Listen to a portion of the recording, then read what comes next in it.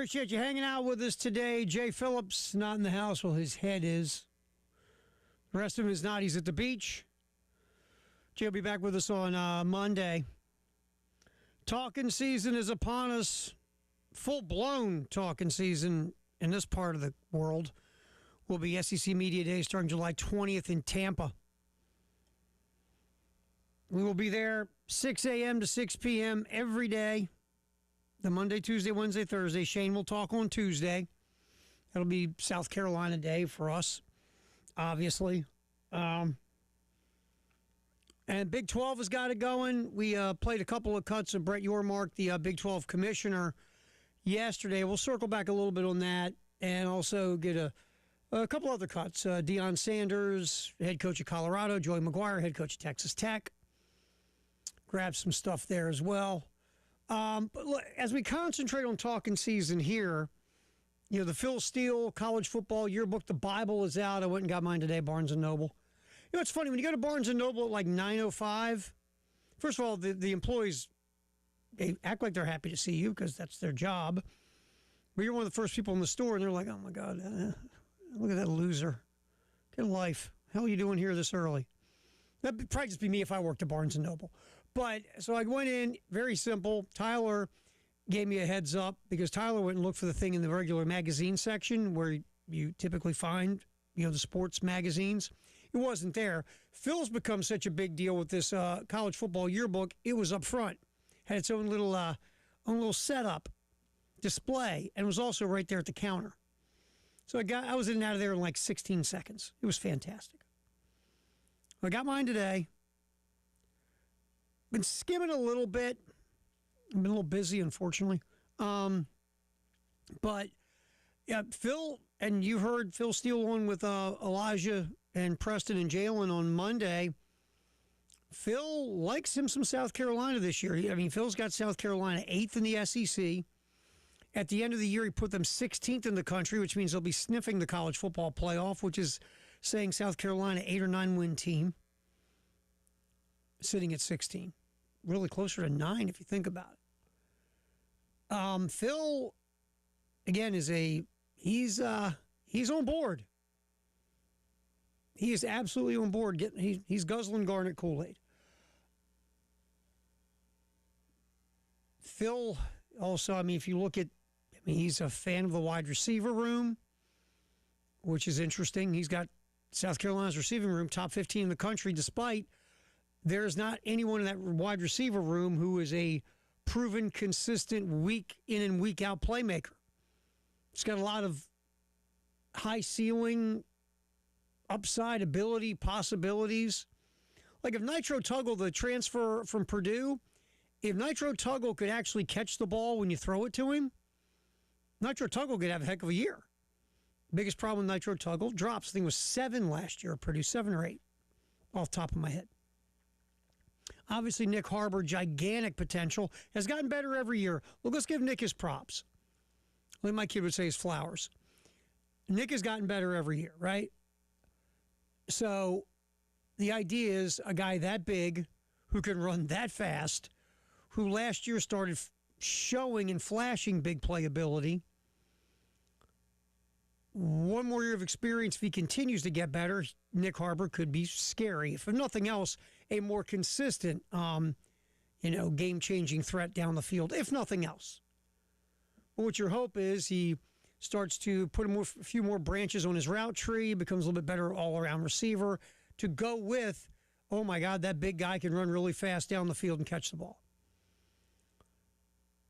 You've got some very interesting possibilities with these young'uns that South Carolina's brought in the receiving room, like, Jaden Sellers, Donovan Murph. And there's a few others that were 4 stars 2 years ago coming in, or last year coming in. So there's a lot of possibility in the receiver room. And a guy we totally forget about, Mazeo Bennett, Phil Steele, and again, it's an early depth chart. Phil Steele has Mazeo Bennett as one of the starting wide receivers. As a freshman 2 years ago, Bennett showed a lot of promise and then just got passed over. Now, was that just, a bunch of younger guys, again, with more potential passed by Bennett? Was there an issue with the offensive coordinator and the offense itself, how it was tweaked under Mike Shula, Mazio Bennett. Mazio Bennett, you could have put him on a milk carton. I mean, Mazio Bennett was nowhere to be found as the season went along. So does Mazio Bennett show you more of what he was 2 years ago? I don't know. We'll see. But, yeah, it's interesting that Phil would think so highly of a receiver room that doesn't have that consistent go-to playmaker, I should say a known quantity consistent week-by-week playmaker on the roster at this point. So, again, we'll see. And look, Donovan Murphy is a wild card here. We forget Donovan Murphy should have been in high school last year. But Donovan Murphy going into year 2, what kind of progression does Donovan Murphy make? Again, you don't have to be a football genius to see the little bit you saw of Donovan Murphy last year and go, that guy's got some potential. And then you're like, well, he should be in high school? Are you serious? I mean, it's not as wow as when you see the Nick Harbor track video from when Nick Harbor was in high school, and you're like, oh my God, it's like he's running with his kids. But Donovan Murphy, looking at him last year, you're going, he should be in high school? Wow. So we'll see what Donovan Murphy could do, because he's an intriguing possibility at wide receiver for South Carolina. So Phil Steele, there's a lot of things he likes. He thinks all the experience in the transfer portal with the offensive linemen, hopefully you put together a cohesive unit, most likely going with Shed Surratt, who would be a starter, a holdover from last year. Phil likes the linebacker room with a year more of experience with all that physical ability and potential. If one of the other edge defenders, whether it's Caleb Herring, whether it's the freshman Walker, whoever it may be on the other side of Dylan Stewart, if that player can do damage and make teams pay for doubling and tripling and holding and assaulting Dylan Stewart, that's just going to open up the pass rush and make, the pass defense better and the secondary better and blah, blah, blah. So Phil thinks there's a lot to like. Phil's very bullish on South Carolina coming into this season. And if you do end up being 16th in the final poll, you have been hovering around the playoff, which means you've had a good season, which obviously would get the head coach off the hot seat, Shane Beamer, and we discussed this yesterday. And it's so funny, when you went into last season, all these publications that say Shane has the hottest seat in the conference were totally pimping up Shane Beamer, right? South Carolina, look at them, that program, 9 wins, flirting with the college football playoff. Shane has got this program to the next level. Look what Shane Beamer's done at South Carolina. And now this year it's like, what happened last year? Wow, South Carolina, Jekyll Hyde, year in, year out, never know what you're going to get. Maddeningly frustrating, I think is what Billy Connolly called South Carolina. So now Shane Beamer is like, well, now you're not the guy coming off the 9-win year. Now you're the guy coming off the underachieving, disappointing, what the bleep happened 4-win year, right? But if you can bounce back and have the kind of season that Phil Steele thinks you could have, Shane, that seat temperature gets turned down. You can actually sit there again. It's like in the summer when you get into your leather seats in the car and it's like 100 degrees outside and you go sit down. Yeah, that's Shane's chair, according to a lot of folks. And look, do I see a hot seat? Sure I do. I get it. You got a new AD, giving resources, lots of resources, finding resources for these athletic programs. Obviously, number one is football. You had an abysmal season when you were expected to be a top 15, top 10 team. I get the pressure. I get the hot seatage. I do. But if you can, get to 8-9 wins, that seat now is comfortable again. You can sit down, be like that seat, at the mall, that recliner that you can put the money in and it vibrates. Yeah, you get that seat. There's this truck stop I hit on 95 when I go north. It's got those chairs. I love those chairs. My daughter and I would dork at the mall and go sit in those chairs. The rest of the family's running around shopping. We're sitting in the chairs. We'll be snoring over here, thanks. I'm getting change. I'm giving her like half of it. All right, sweetheart, let's go sit in the chairs. Take a nap. Let the rest of them shop. But that's what Shane's chair would be without the the change thing. Either that would be funny.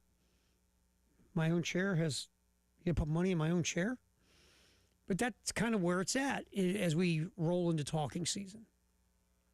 And I guarantee that'll be the narrative at SEC Media Days about Shane Beamer. When we do shows, and everybody does shows on different stations, and it's a cool dynamic. Everybody walks around and says, hey, can you come on our show? And they'll say, yeah, if you can do our show, and you go on these shows. And I guarantee you there'll be two questions. Question one will be, what in the heck happened last year? And question two is, how hot is the seat under the head coach at South Carolina? Those will be the two questions. And look, again, we see Jeremiah Donati's pattern. We're starting to see it. We're going to find every resource financially possible for you to go get the best players you can and develop those players and put those players in position to succeed and then go succeed.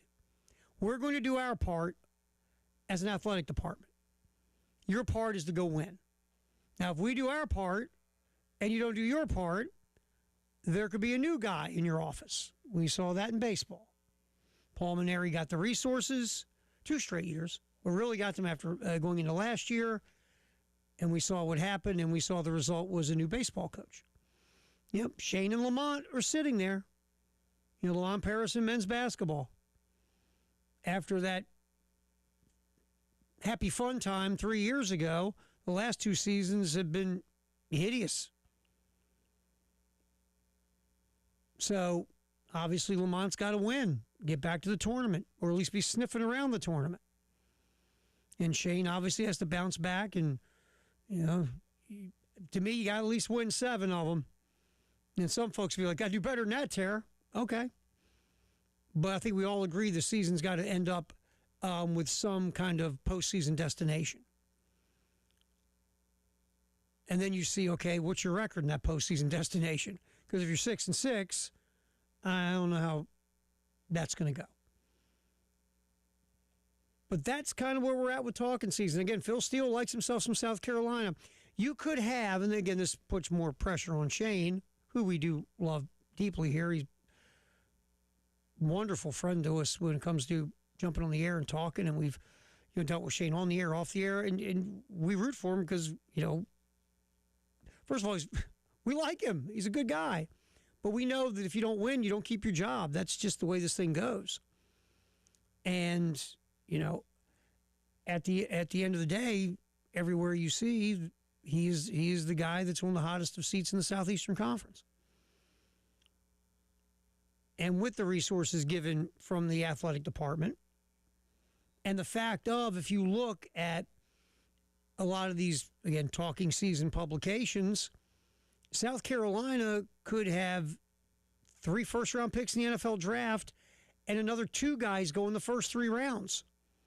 Now, if you have that happen and you only win 6 games, that's an issue. Clemson last year had more premium round draft picks than victories. That's not good. And, South Carolina, you're trending down that road of individual talent. You have NFL premium round draftable talent. How are you transitioning that into W's? So we'll see. But talking season obviously is here and among us. All right, also today we're going to filter this through. Had a couple of folks on today talking SEC, talking Ole Miss, talking Bama, talking Auburn. We'll get you a little taste of that as we go through. We'll start off. Pat Smith from Jocks in Birmingham was on with Tyler on the Extra Point talking about Bama, and we'll get to that next here on the postgame show on the Game.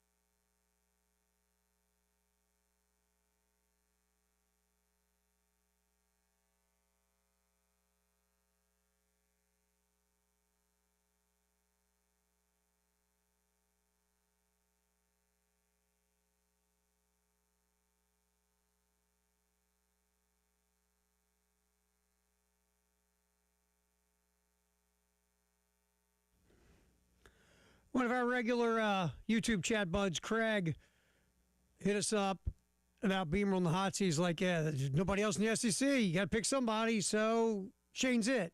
Nobody left. Craig's not wrong, because if you look at the SEC, to be fair, a lot of new coaches. A lot of guys got their unemployment slips last year. So either you were a coach that is winning, or they're new coaches for the most part, the way the Southeastern Conference. I mean, Kalen DeBoer is now going to year 3 at Bama. We'll hear about him in a second. Again, Pat Smith from WJOX from Jocks FM in Birmingham was on with Tyler. And we'll get a little taste of that as Pat talks about the offense, which is a huge question mark, quarterback, which is a huge question mark, and Caleb DeBoer, who Bama fans, ain't that down with because, well, he's not Nick. Arkansas is a new head coach. Auburn, a new head coach. Florida, a new head coach. Georgia still has Kirby. Kentucky's got a new head coach. LSU's got a new head coach. Mississippi State, Jeff Lebby's the other guy that people talk about on a hot seat going into year 3. I don't know about hot seat, that guy, but yeah, you have to find a way to weasel into a bowl game. Missouri has Eli Drinkwitz, who's done a heck of a job these last few seasons. Brent Venables got himself off the hot seat by making the college football playoff. Pete Golding has taken the reins at Ole Miss. He is a new head coach. Now, Josh Heupel has been successful at Tennessee, even though last year he kind of like started leaking oil at the end of the last season. They won 8 games. They went to the Music City Bowl. Kind of a disappointing year. But still, Josh Heupel's been to the college football playoff. Texas A&M made the college football playoff with Mike Elko. Texas has been twice under Sark in the last, 3-4 years. And then Charlie Lee had a phenomenal season at Vanderbilt last year. So you see where I'm going. It's either someone had a really good season last year, has had good seasons in the past that warrant nowhere near being on a hot seat, or head coaches are new. The only 2 guys who fall into a criteria that could be hot seat worthy is Shane coming off a 4-win year and Jeff Lebby at Mississippi State because, again, the first 2 seasons were rebuilding and folks were like, okay, Jeff, it's year 3. Go out there and have a solid enough year and we go to a bowl game. Those are only 2 guys. So to Craig's point, not a lot of people to choose from to plop on a hot seat in the SEC. But you do have to have a really nice rebound from such a disappointing year that South Carolina had. All right, real quick. Again, Pat Smith from WJOX was hanging out, having a conversation with Tyler today on the Extra Point. And Pat talks about, the biggest issue for Alabama this year is the offense. Next level, the quarterback position. And, of course, the fans, they got an issue with the head coach. Here's Pat Smith with Tyler. Well, I can tell you, one, it's Alabama needs to find a running game. And obviously in your neck of the woods with South Carolina and Bama playing again this year, can Alabama find a running game? Alabama was second worst in the SEC in running the football. Their offensive line, all brand new guys. They're going to have to step up. They got a quarterback competition going on. The defensive side of the ball is going to be one of the better defenses that Alabama's had in quite some time. And I'm talking about a dominating type of defense. The secondary could be the best in the country, and the linebacking core very good. So they're not too worried about that side of the ball. It's got to score points.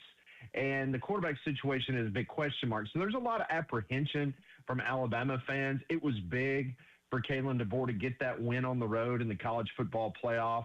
Unfortunately, he got embarrassed in the Rose Bowl. He did get a big new contract extension. So Bama fans are stuck with Kalen DeBoer. Hopefully, they think that he's going to be able to figure this out. But there's a lot of question marks, especially on the offensive side of the ball for Alabama, that they hope will be rectified before they get into a very tough stretch in October in the SEC.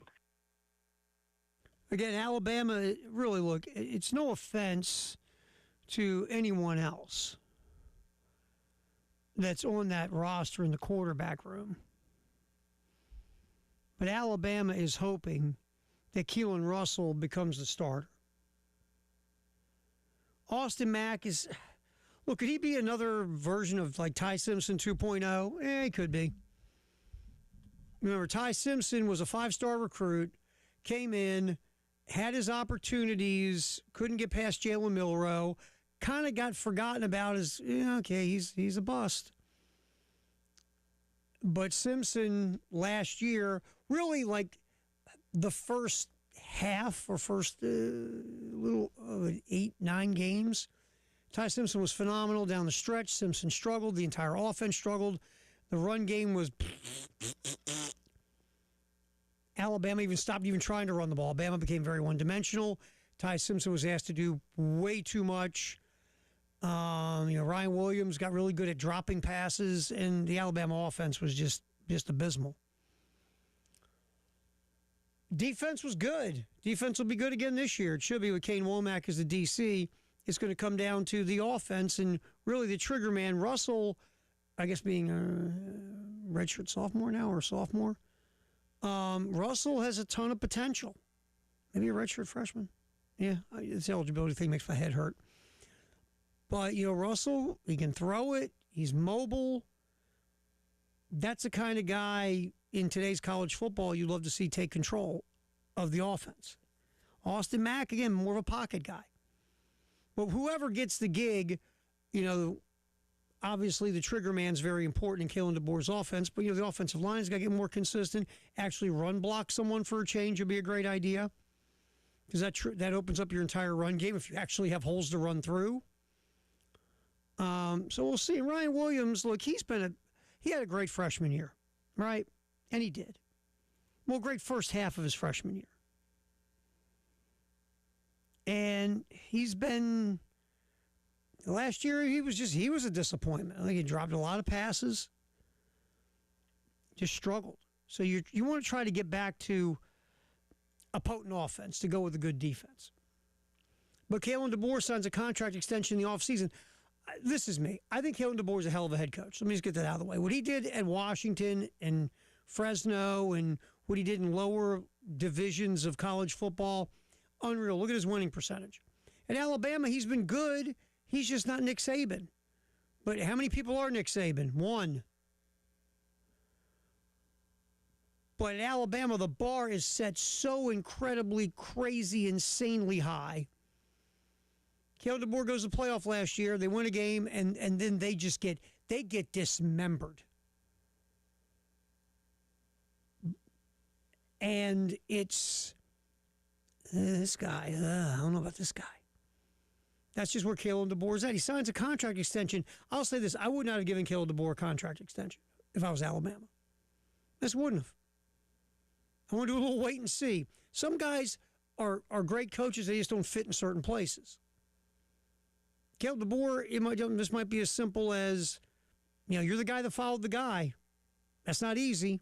And maybe this just isn't the right fit. So we've seen that. Some guys just don't, their act doesn't work in that conference or that part of the country, but you put them somewhere else, and all of a sudden, they're not bad. Matter of fact, they're good. Brent Bielema is a great idea. That is a great example. Really good at Wisconsin, awful at Arkansas, has been good at Illinois. He's a Big Ten guy. It's okay. Just that act didn't work in the SEC. Maybe Kalen DeBoer, it won't.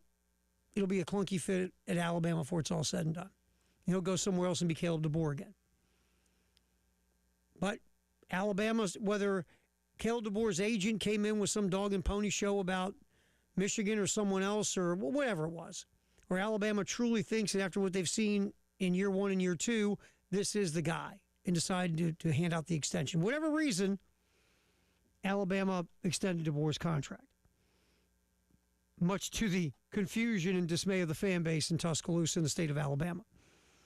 All right, we'll pop back in here, post-game show. Terry Ford, appreciate you hanging out with us. Big 12 Media Days is continuing on. Joey McGuire talking about playing Texas. Remember all that stuff from earlier in the offseason. We'll hear Coach McGuire on that topic next on the post-game show here on The Game.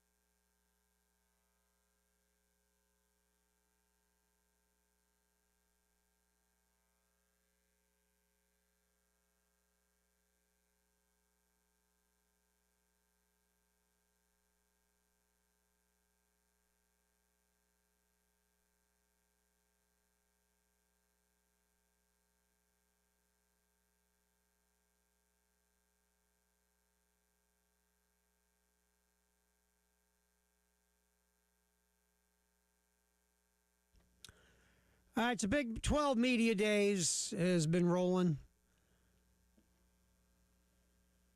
We listened to Brett Yormark, the commissioner of the Big 12, yesterday, and just look, Yormark does a lot of interesting stuff.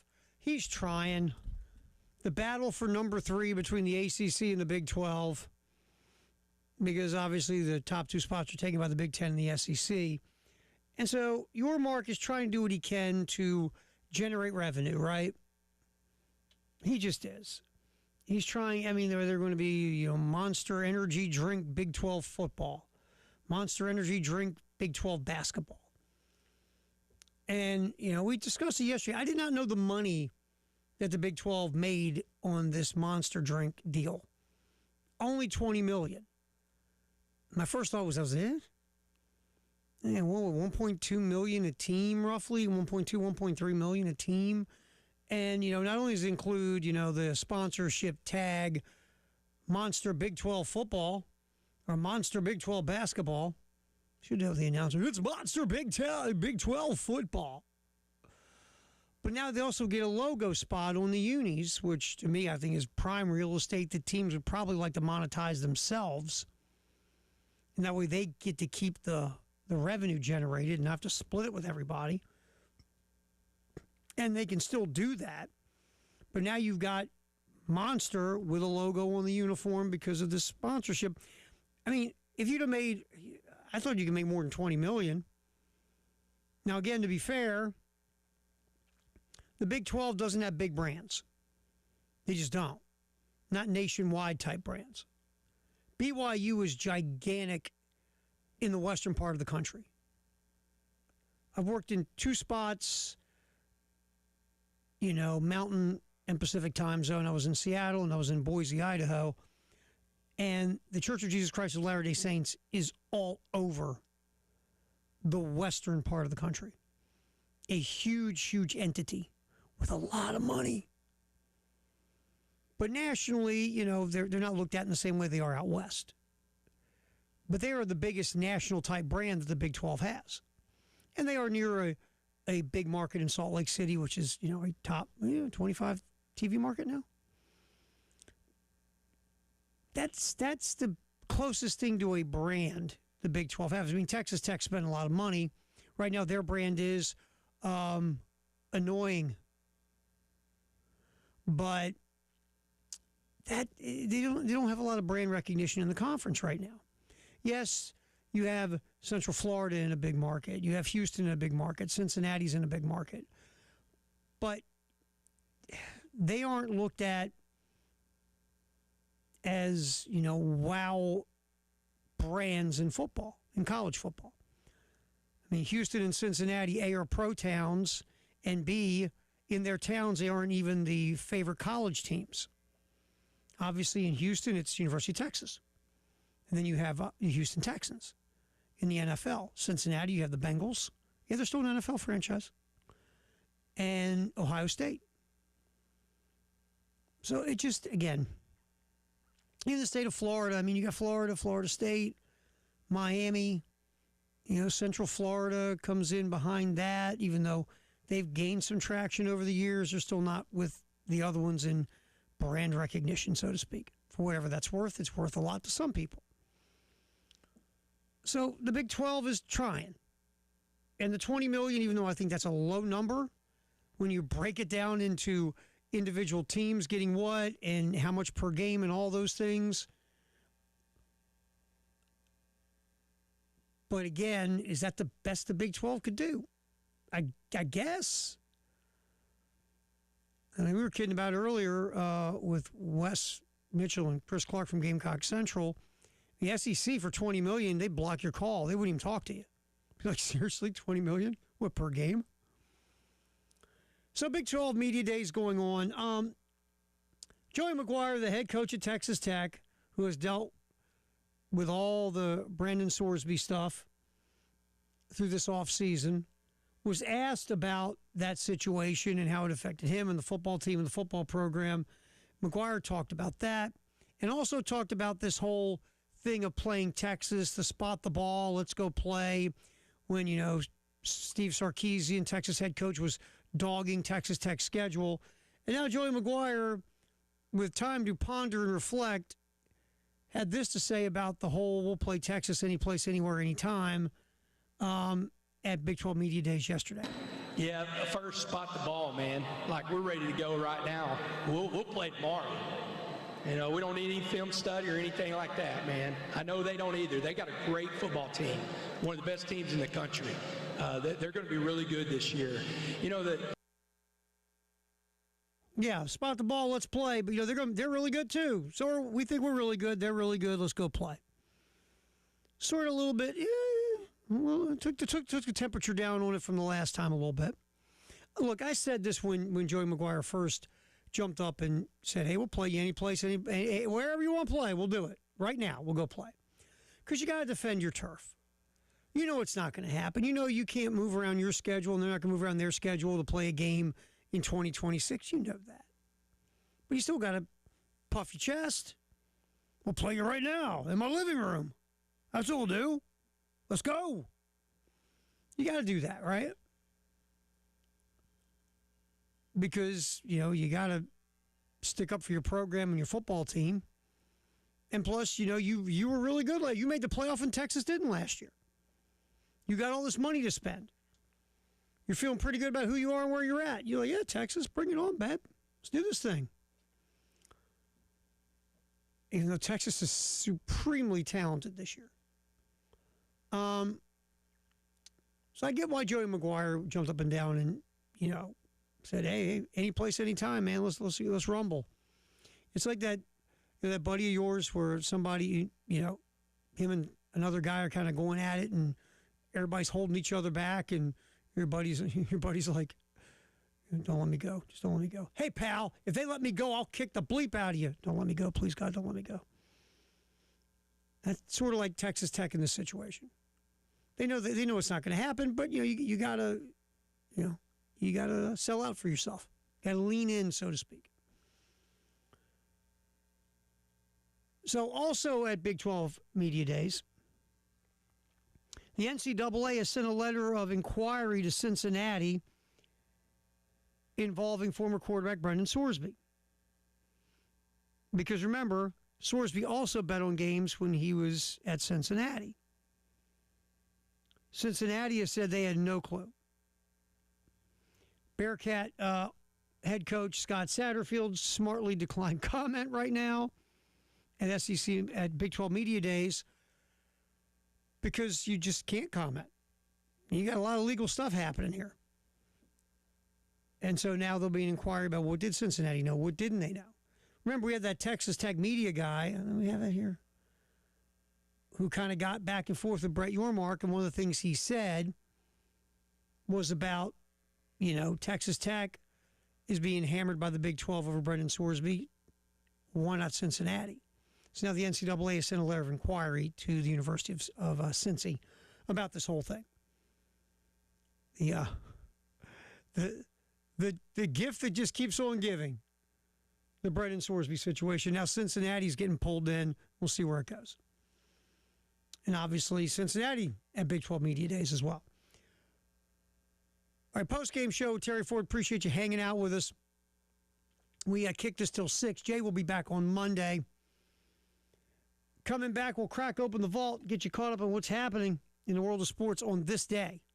That's next. Here on The Game Network, at The Game TV Radio and YouTube.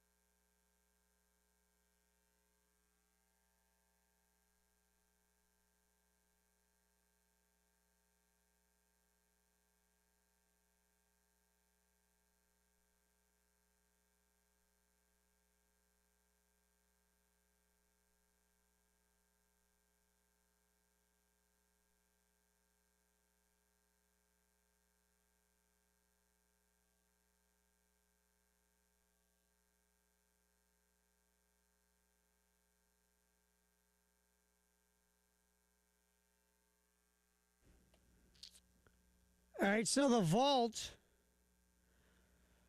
A lot of Wimbledon today. A little bit of baseball thrown in. A little OJ. We'll start off giving you some old school. Now, Bobby Riggs, if you were of a certain age, you remember Bobby Riggs, who was in his 50s at the time, I think, 50s, 60s, whatever, played Billie Jean King. It was a huge match, you know. Billie Jean King was the best women's tennis player in the world at that time, early mid-70s. Bobby Riggs was known as a hustler. And Riggs lost to Billie Jean King, and a lot of people will say Riggs lost on purpose because he had made a bet with some gamblers because he owed some money and had to lose so he could pay off his debts. All that stuff's like urban legend. People swear to it, but again, urban legend. Well, people forget that Bobby Riggs, when he was young and in his prime, was a heck of a tennis player. Example, this day, 1939, Bobby Riggs... he won Wimbledon, beating Elwood Cook, the great Elwood Cook.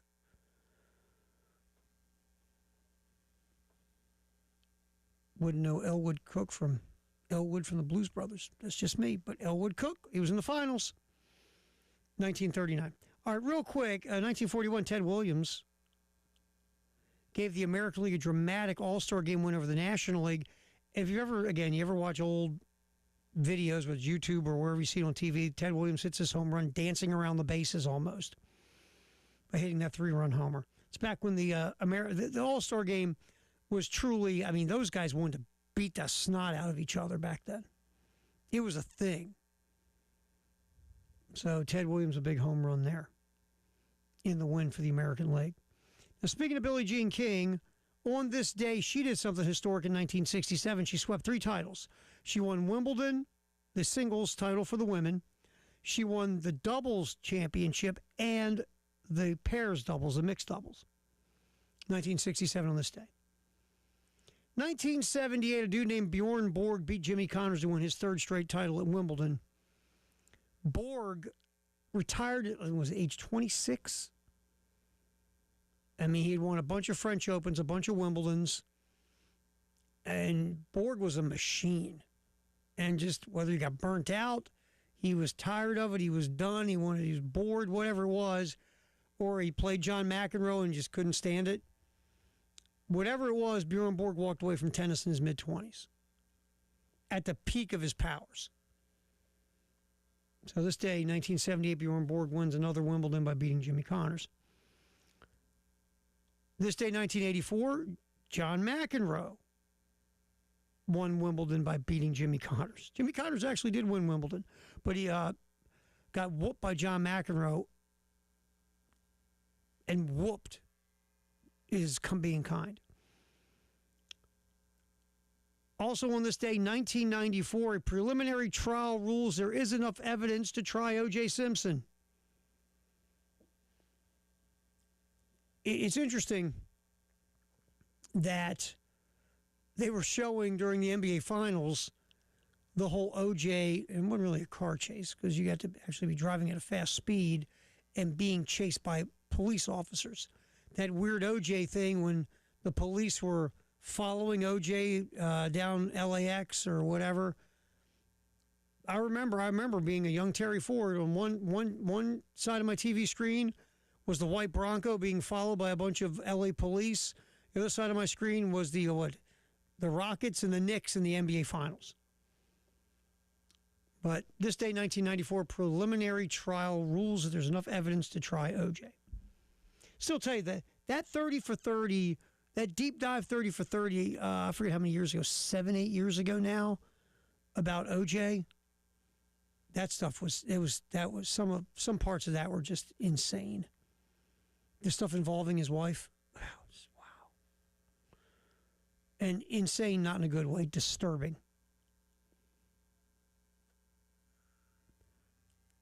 Also on this day, bunch of Wimbledon victories. Martina Hingis becomes the youngest woman to win Wimbledon at 15 years, 282 days. You know, in the 80s and 90s, you had some real young Wimbledon, or real young major champions, teenagers. The Jennifer Capriati's, the Martina Hingis's, the Monica Selas's. You know, you had a lot of youngins winning tournaments. This date in 2000, Venus Williams won her first Grand Slam title, beating Lindsay Davenport of the U.S. Roger Federer won his fifth straight Wimbledon in 2007 on this day. 2012, Federer equaled Pete Sampras' record of 7 Wimbledon men's titles. And this, in 2014, Germany hands Brazil their worst World Cup loss ever. 7-1, the Germans beat the Brazilians. Unreal. 7-1. Germany scored 5 goals in the first half. Unreal. Just unreal. All right, here's your vault for today. Top of the hour, 4 o'clock. Gamecocks. We'll talk more about Phil Steele's thoughts on South Carolina.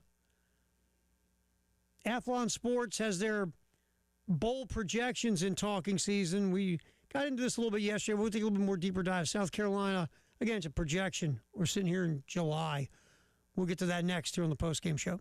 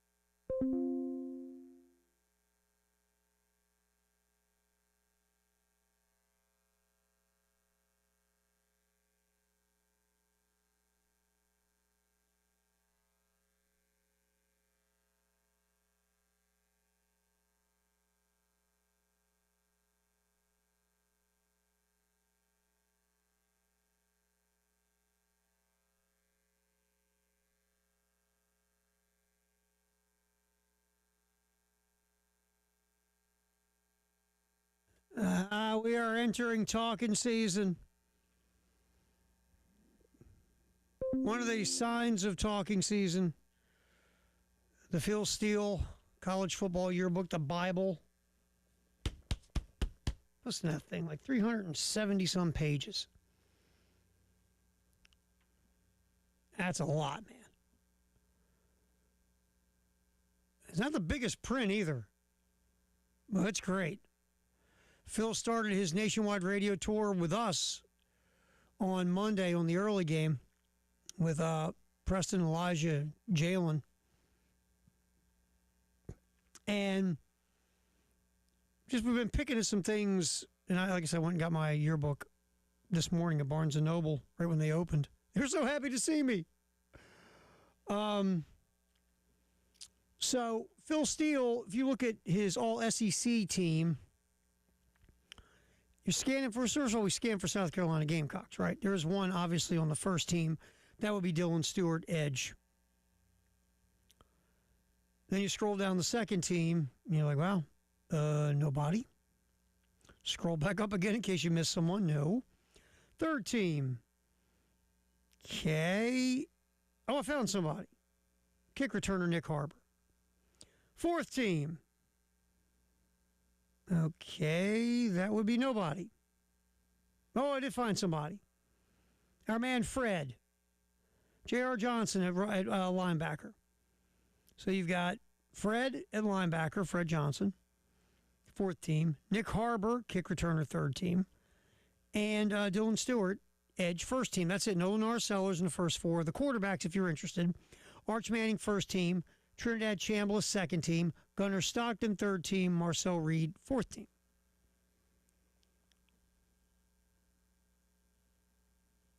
So, if you're wondering, well, Jacarius Peak was getting a lot of love in preseason publications, and he's not in the offensive tackle rotation for all SEC for Phil, no. Jacarius Peak is not. And we said Nick Harbor's in there as a kick returner, not as a wide receiver. That's just kind of where, the idea of South Carolina is right now in some of the eyes of folks with individual talent because the SEC is so stacked. Again, doesn't mean South Carolina is not a talented crew. They are. I mean, Phil, again, talks about it when he specifically, got into South Carolina. We yipped about it in the first hour. You conceivably could have 5 players picked in the first 3 rounds of the NFL draft, 3 in the first round. But coming off of last year, Linares had a disappointing season. That dropped him down in the pecking order in the SEC quarterback lists. Nick is still not a finished product, still isn't consistent, but still has a ton of ability. Jacarius Peak, a lot of people, especially pro scouts, are excited over Peak. If Peak is healthy and ready to rock and roll, which we're hoping, he could have a year that could shoot him up the old all-SEC charts. Remember, Peak was at NC State last year.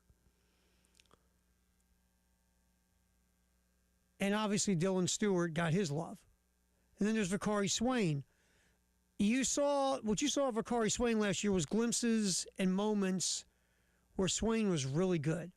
And your thought is, well, if he progresses and develops, which under Torian Gray a lot of these DBs do, then Swain is a starter and he's playing on a high enough level where he could possibly hit the NFL draft at the end of 2026. So, it's just a crowded field in the SEC.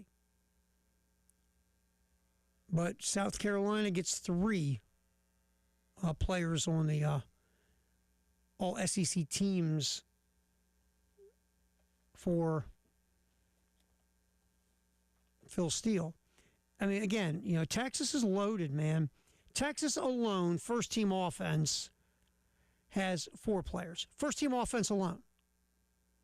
Then you add in another couple on defense. 6 Texas Longhorns are projected first-team All-SEC. Who knows if it'll happen or not? That's why we have talking season. But these are guys like Arch Manning, Ryan Wingo, wide receiver, Cam Coleman, wide receiver. A lot of people think best wide receiver in the portal, coming from Auburn. Also, Trevor Gooseby, the offensive tackle. Defensively, the other edge everyone talks about in the conference, Colin Simmons from Texas, and Rasheem Biles coming in from, I believe, Pitt in the portal to Texas. There's 6 right there. 4 on offense. So, Texas, look, we'll say this real quick. Steve Sarkisian, the good news is he's brought in a collection of talent to go with all the crazy talent he already had. Flip side of this is Texas looks really, really good. I mean, really good. And if they are not in the college football playoff, that is going to be a huge, gigantic, ginormous disappointment in Austin, Texas. And all of a sudden, you know how this goes. Then the people who love themselves from Sark might not be loving Sark. I'm not saying they get fired. I don't think that would happen. But there will be some yipping from different spots saying, what are we doing here? Yeah, made the playoff twice, but didn't win a national championship either time. And now we've gone 2 years without making the playoffs with all this talent. I mean, you know, you underachieve.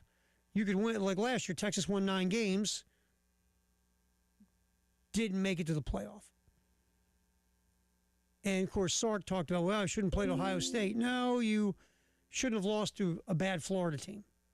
That's why you got not invited. If Texas beats Florida and they're a 10-win Texas team, they're in the college football playoff. They just are. But you didn't do it. You lost that game. So don't go whining about losing to Ohio State. That actually gives you something. It should, because that was a tight game. But the one that killed you was the Florida loss. That one really, ooh. So to me, Texas needs to do damage this year because they got a ton of players. But anyway, going back to South Carolina, Phil Steele, 3 South Carolina players in his 4 all-SEC teams combined. But what we said, Phil still loves himself some Gamecocks. All right, Athlon Sports, because, again, we need to project bowl games in July because here's something to talk about. Athlon Sports projects South Carolina to the Music City Bowl, taking on Nebraska. Now, that would be a 7 or 8 win season. Tennessee last year won 8 games and went to the Music City Bowl in Nashville. So that means you're a 7, 8 win team. Now, that should be good enough to calm down any of the Shane Beamer talk, I think. It's always how do you win and lose, right? You can have a 7-win season, everybody goes, ugh. You have a 7-win season, and everybody goes, wow, that was pretty impressive how you pulled off 7 wins. Just depends usually on how you do it, but on the surface, a 7-5 season should chill down a lot of the hot seat talk about Shane Beamer. It should. But there's a lot of different ways to look at a bowl projection to the Music City Bowl. Obviously, you're not in the college football playoff. Most likely not even being considered near the end of the year. You are probably a 7 or 8 win team.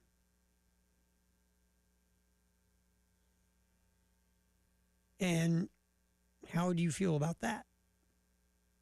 You get back to a bowl game. You missed last year. That stunk. You get back. Let's say if you win 8 games, that's double the games you won the year before. Just saying. Is that enough for you? I think that would be enough for Jeremiah Donati and the decision makers when it comes to the head football coach at South Carolina. I think that would be fine for Shane. You double your win total to 8, go to a bowl game. That's a great step back in the right direction. Now, eventually, do you want to get consistent? Yes. Absolutely you do. Consistency would be a nice thing. But just getting back to a bowl game and having your second 8-win season to go with your other 9 W campaign, that should make you all right. But I will say this, though. I really do believe with a new athletic director who is Again, he doesn't have the ties here that obviously Coach Tanner did. Bringing in more of a modern day athletic director. If you're Shane, my guess is you need to build consistency. Have a good season in 2026 with no more roller coaster rides. Because at some point it'll be like, okay, this is what it is. We've got to figure out a way to get to the next level. If you're Shane, you can get an 8-4 season and then build upon it. That's really what you're looking to do. And that's my feeling. If you can get to that point in that way, you should be all right. But it's got to start getting consistent. You got to start stacking successful seasons and bowl trips. And you can't go 9 wins to 4 wins, 8 wins to 5 wins. You're going to occasionally have a rough year. It just happens. It's life. But you can't continually have the Beamer coaster. At some point, it's got to settle into some consistency. Just saying.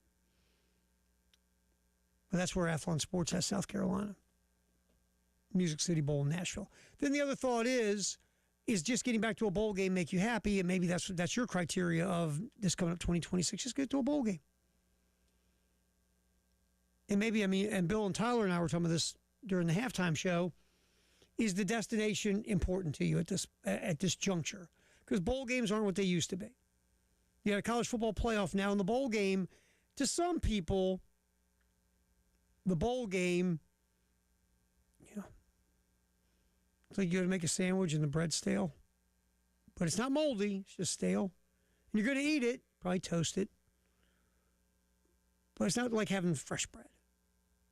Is that a bowl game to you at this point? Or does it matter the destination where you can look, man, I don't really care much about the bowl game. I'm dying to go to San Diego or wherever, if it's that kind of destination. Because it has changed. Look, the college football playoff, I'm all for an expanded playoff to 16. I think that's where you stop. The regular season still has meaning, but you have a 16-team playoff. But has it killed the bowl game? Sure. Outside of a couple, the bowl game is sort of like that consolation prize. Is that okay? Some people's like, no, it's a bowl game is a disappointment. So are you just like, well, Music City Bowl, who cares? Or would you be like, oh, thank God I got back to the postseason? We did a little Twitter poll on that today. Elijah and I were sitting around yipping on an idea. And we decided, what the heck, let's go for that. We've got some votes so far. We're going to get to it, take a look at it next, give you an idea of where it's at. Again, get your thoughts. Feel free to go to at the game, at 1075 The Game on Twitter X. Give us your thoughts, whether it's Twitter, text line, the Firehouse Sub text line 803-446-100. Hit our chat box on At the Game TV Radio on YouTube.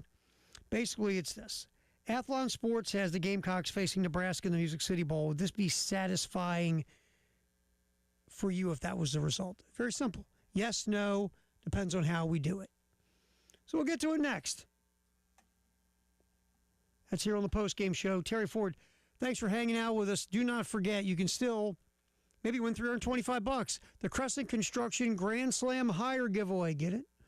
We had some money left over from the Grand Slam contest this year, $325. So we're going to, in honor of Kevin Schnall getting hired, what we all hope is a Grand Slam hire as the new baseball coach, you go to 1075thegame.com, that little flippy thing, and you click on the top where the Crescent Construction Grand Slam giveaway was. You then just fill out the quick entry form, pop submit. You might win $325. What the heck?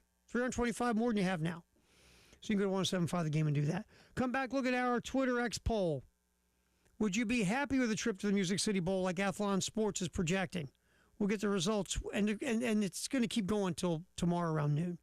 We'll get the results next here on the post-game show on The Game.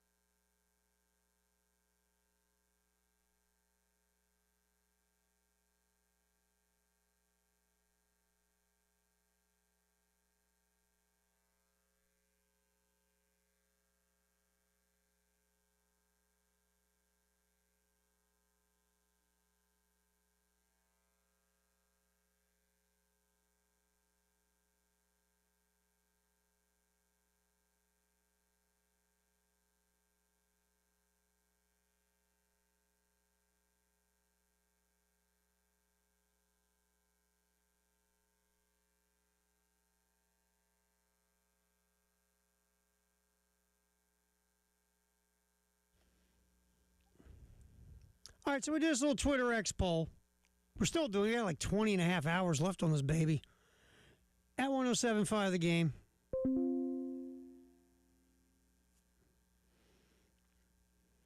It is again, Athlon Sports has the Gamecocks facing Nebraska in the Music City Bowl. Would you be satisfied if that was the season's result, which basically would be between roughly maybe 7, 8 wins? Tennessee won 8 games last year, was in the Music City Bowl.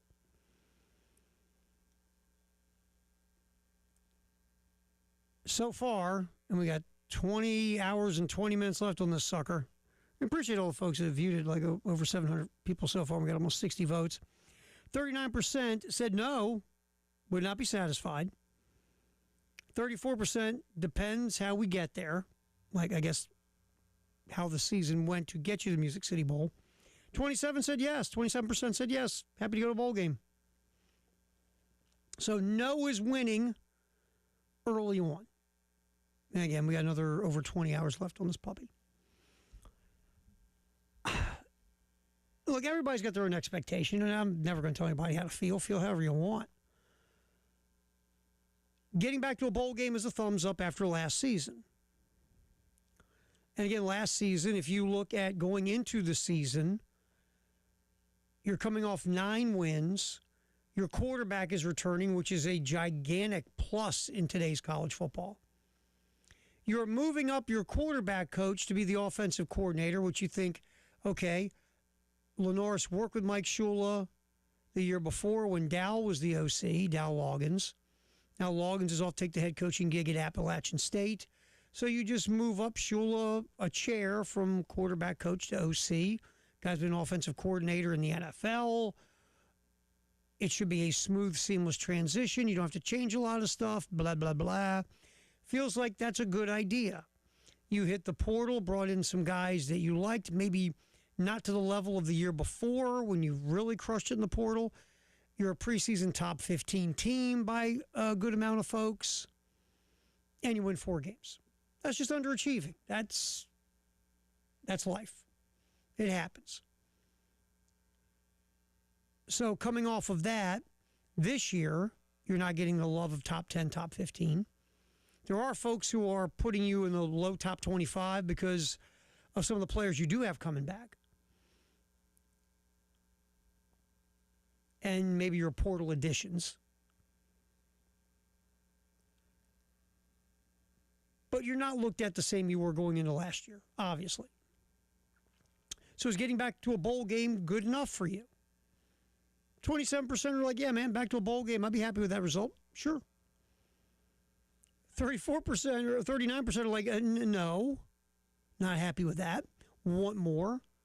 With the talent this team has on paper, you want more. I get it. And then 34% is, let's see how you get to the Music City Bowl. Did you get an upset or two in there and nobody expects you to pull off a W? Did you have a good season? Did you lose a couple of tight ones that you could have won against really good teams? How do you get to the Music City Bowl? Which I guess I think that's the one, if I was voting, that's where I would be. How'd you get there? How'd you end up at that 7 or 8 win? If it's 8 wins, I mean, I think that's doubling what you did the year before. I think that's good. Now, if you're 7-5 and you get there, but you'd have a couple of really good upsets and you were close on another couple games against good teams and you just couldn't finish the deal, maybe you feel better saying, okay, I feel like we're back in the right direction, even though if Lenora Sellers plays well, then you'd be looking for a new quarterback. Whether you're already developing that guy or you go in the portal and find him. No is interesting because it's just like, no, more than that. Very simple. I would go with the depends on how you got there, if it's me. And the no is just, look, the expectation level here should be eventually, and I think Jay I think he has a fair, 8 wins should be the expectation for most years of South Carolina. I mean, Steve Spurrier showed you if you have the right coach in place, you can win big here. You can average 10 wins a season for 5 years almost. You can, get to the SEC championship game. You can do those things. You can be top 10 ranked. You can have first overall pick in the NFL draft. There are all these things that South Carolina had under the ball coach. And just Steve Spurrier showed you what you can do here. So to sit there and say your expectations, 8 games is crazy talk, Tara. What's wrong with you? No, I think that's real because you've seen it done before. Again, when you have the right coach in place, you can win here at a high level consistently. And we hope Shane Beamer's that guy. But you are going into year 6. And you want to at some point see consistency. And I just feel like I've said this in the offseason. I am absolutely on the Kendall Browse bandwagon. I look at his resume, what he's done, especially in year 1. I saw what he did at Arkansas with the same type of quarterback in KJ Jefferson. I think this offense is going to be a lot better. I think it's going to explode and be one of the best in the country. No, but I think it's going to be a lot better. I don't think we're going to constantly see 3rd and 12 and 3rd and 11 and 3rd and 13 and all this other nonsense we've been seeing. And if the defense can be what it's been under Clayton White and the special teams can be solid, which they typically are, then I think South Carolina could be in line for a very good season. And hopefully fixing the one issue in the Shane Beamer era, the major issue, has been the offense. And the sub-major issue has been the offensive line. Randy Clements, there are people who think highly of the new offensive line coach. He's been hanging out with Kendall Browse for a long time, right? Mm-hmm. So it feels like this thing that has been the humongous albatross on the program has been addressed. And again, we'll see. But that's where I'm going with it. And maybe, just maybe, if it is addressed the way we're hoping, you can get some consistency in this program. Because the biggest problem, again, has been these wild swings when it comes to the offense. So far, it's our Twitter X poll. Again, go to 1075 at 1075 The Game on Twitter and drop a vote. We're up to 60 votes. And let's see how much everything changed. No is still leading the way at 38%. Depends on how we get there is at 33. Yes has ticked up a little bit to 28. We'll check it again before the show's over. All right, we pop back. Oh, the Big 12's getting spicy. Yes, it is. We've got two words for you. Tampering allegations. There we go. Now we're talking some fun. We'll talk about that next here on the post-game show with Terry Ford. Appreciate you hanging out. Jay Phillips will be back on Monday. We're hanging here till 6 on the Game Network, at the Game TV Radio on YouTube.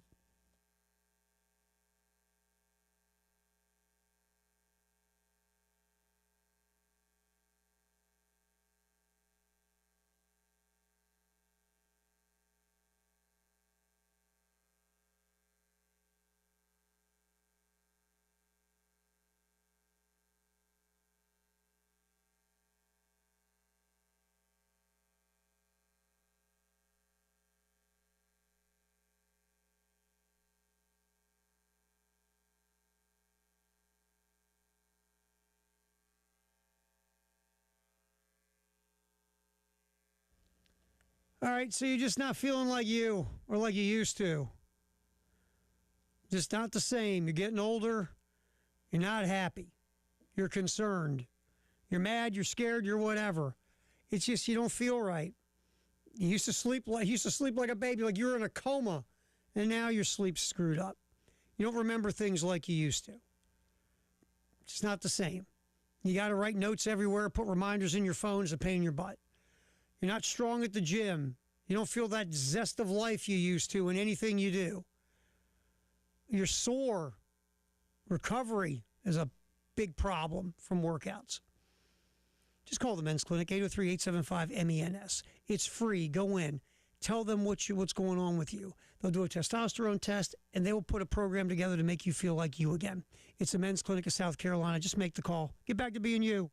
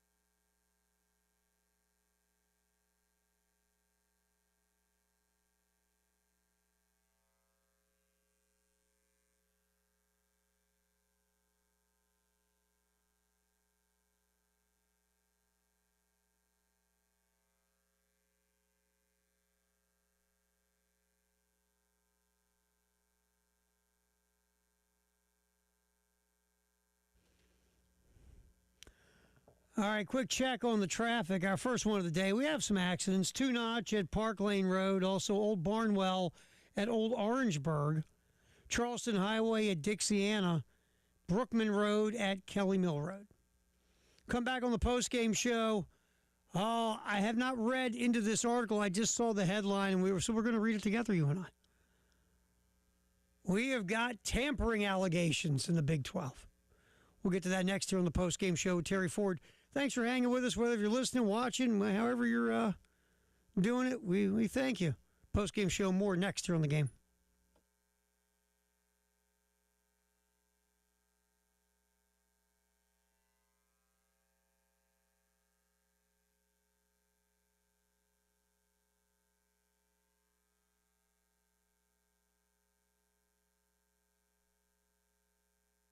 Oh, we got fun stuff. Coming from the Big 12.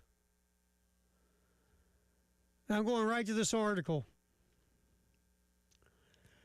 At Big 12 Media Days, or Monster Energy Big 12 Media Days, Cincinnati head coach Scott Satterfield claimed that Texas Tech was one of several schools that spoke with Brendan Sorsby's camp about transferring before the 2025 season ended. Now, if that's true, say it with me, that's breaking an NCAA rule. That would be a violation of tampering rules.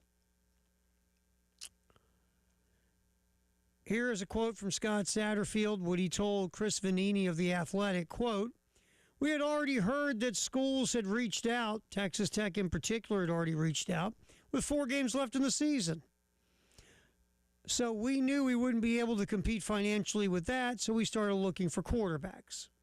Of course, Sorsby's agent, say it with me, denied the allegations to The Athletic. Look, do I personally think Texas Tech tampered with Brendan Sorsby? Of course I do. Do I think there's tampering going on everywhere? Of course I do. I'd be surprised if you're not tampering. I might even say, what's wrong with you? Everybody else is. You don't want to lose out on players. It's the way it goes. I used to love, one of my favorites back in my covering the NFL days was when free agency was at midnight. This was one of my favorites. 12:01, a bunch of people signed. You're like, wow, it's pretty impressive how you can do those 1-minute negotiations. But there's no tampering, swear. There's tampering everywhere. There just is. It's the way this goes. And here's Satterfield with another quote. Tampering happens no matter how you finish the season for everybody. If you got a good player, people are going to contact them. It's just how we live right now. Everybody's got agents, so the player doesn't do it. They don't really talk to anybody. The agents do all the talking.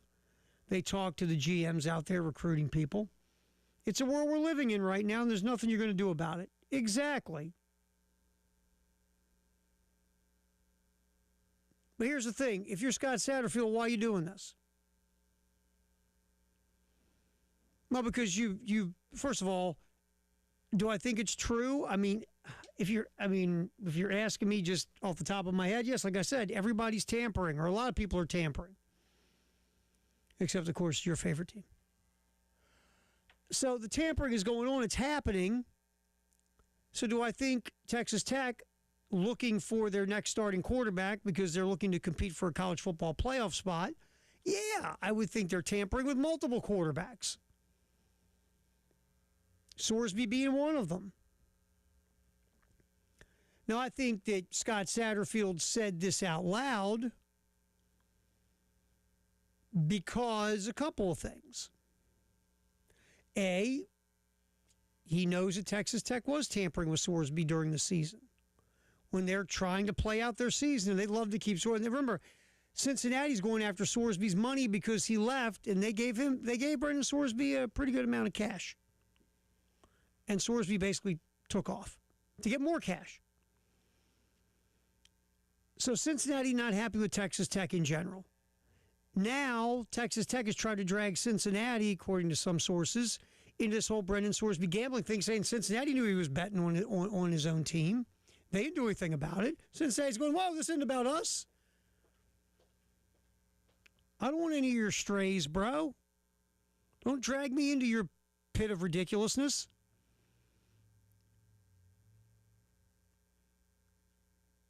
Remember, the agent of Brendan Sorsby said this as well, that Cincinnati knew. Now, Satterfield, of course, he's going to say this.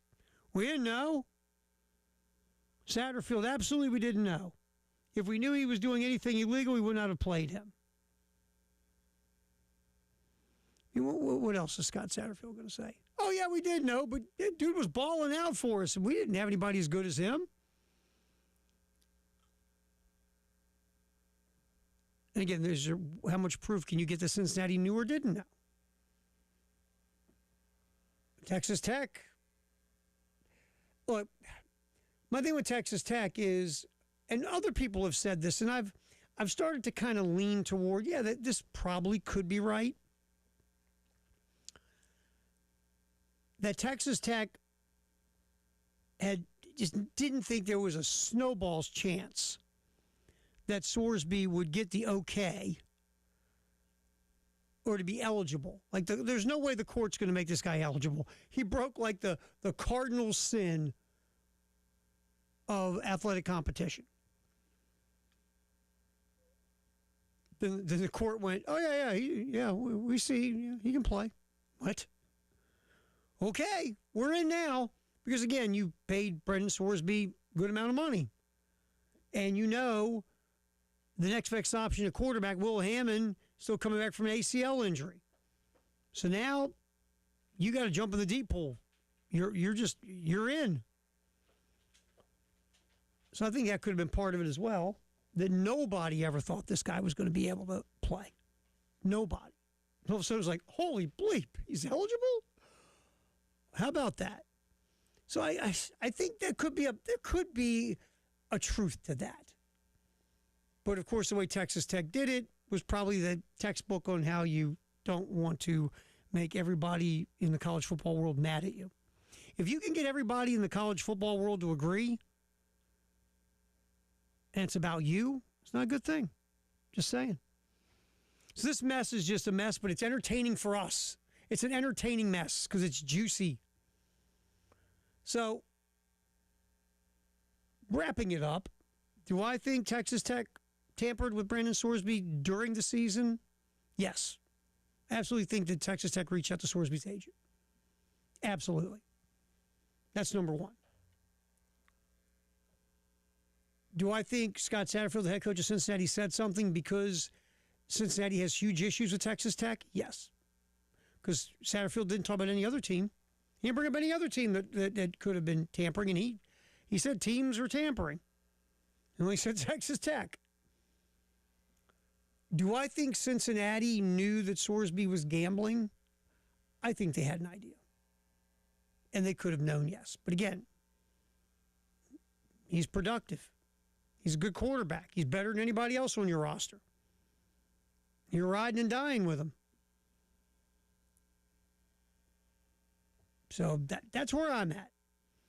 I always follow, you follow the money, you follow who is getting something out of it. At the end of the day, Brendan Sorsby playing was benefiting multiple entities. And if entities knew he was doing something he shouldn't have been doing, and nobody knows, let's just keep going. And then if it's found out, we'll just act dumb. Make sure we don't have a paper trail. Make sure nobody can prove that we knew what we're acting like we don't know.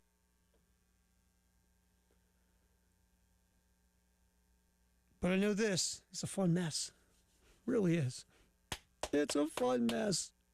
All right, we will be at SEC Media Days from July 20th to the 23rd in Tampa. Broadcasting live. They call it Digital Drive now. Used to call it Media Row. Now it's Digital Drive. We'll be there 6A to 6P. Elijah will be there. Tyler will be there. I'll be there. Gunner might be there. I don't know. He says something about hitchhiking. I don't know. But we'll be there all day. giving you news, information, opinion. Hopefully, get some more juicy stuff like the Big 12. This is fun. And again, 6A to 6P, July 20th to 23rd in Tampa at the Marriott. All right, we will pop back. We got to get a World Cup update in here. Quarterfinals are set. We'll yip about that. It's brought to you, obviously, by the British Bulldog. Fantastic place, by the way. The menu is ridiculous. You want some old school English pub type food? I did the bangers and mash with the mustard mashed potatoes. It was ridiculously good. I didn't go beverages. I wanted to, but I didn't. I just went sweet tea. There's a lot of great beverages to choose from. And the games are everywhere, all over the TVs. And there's other great traditional food. There's a chicken sandwich Jay says is great. They got the fish and chips. Burgers, they got all sorts of stuff. Everything is made there. It's fresh. The ingredients are fantastic. Service is excellent. If you want to go chill and watch the World Cup in the quarters, the place to do it, obviously the British Bulldog. We'll have our World Cup update next here on the post-game show with Terry Ford. Hanging out with you up until 6. Then it's Connecting Carolinas with our buddy Scott Hamilton on the Game Network, at the Game TV radio on YouTube.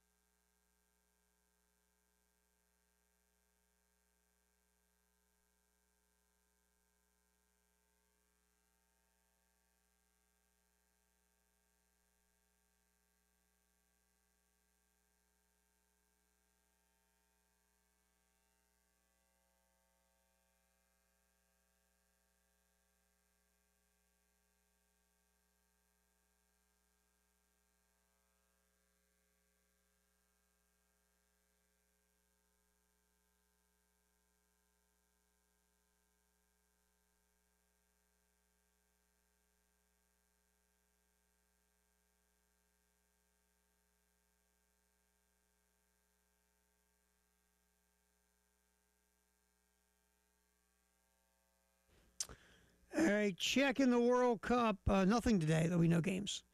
Everything gets back underway tomorrow in the quarters as France takes on Morocco. And then moving on through the week, Friday, you get Spain and Belgium. Saturday, doubleheader, Norway, England, Argentina, Switzerland. And then everything there were no games on Sunday. So a lot of the experts who know a heck of a lot more than me figures France will move on, beating Morocco. And Spain should handle Belgium. Argentina should be victorious against Switzerland, but look at Argentina. They haven't been great lately. They've been escaping, man. They've been lucky. So Argentina obviously favored to move on from Switzerland. The Norway-England game, England's minus 115. So they are favored over Norway. But Norway could absolutely beat England. The odds right now, you kind of look at the World Cup.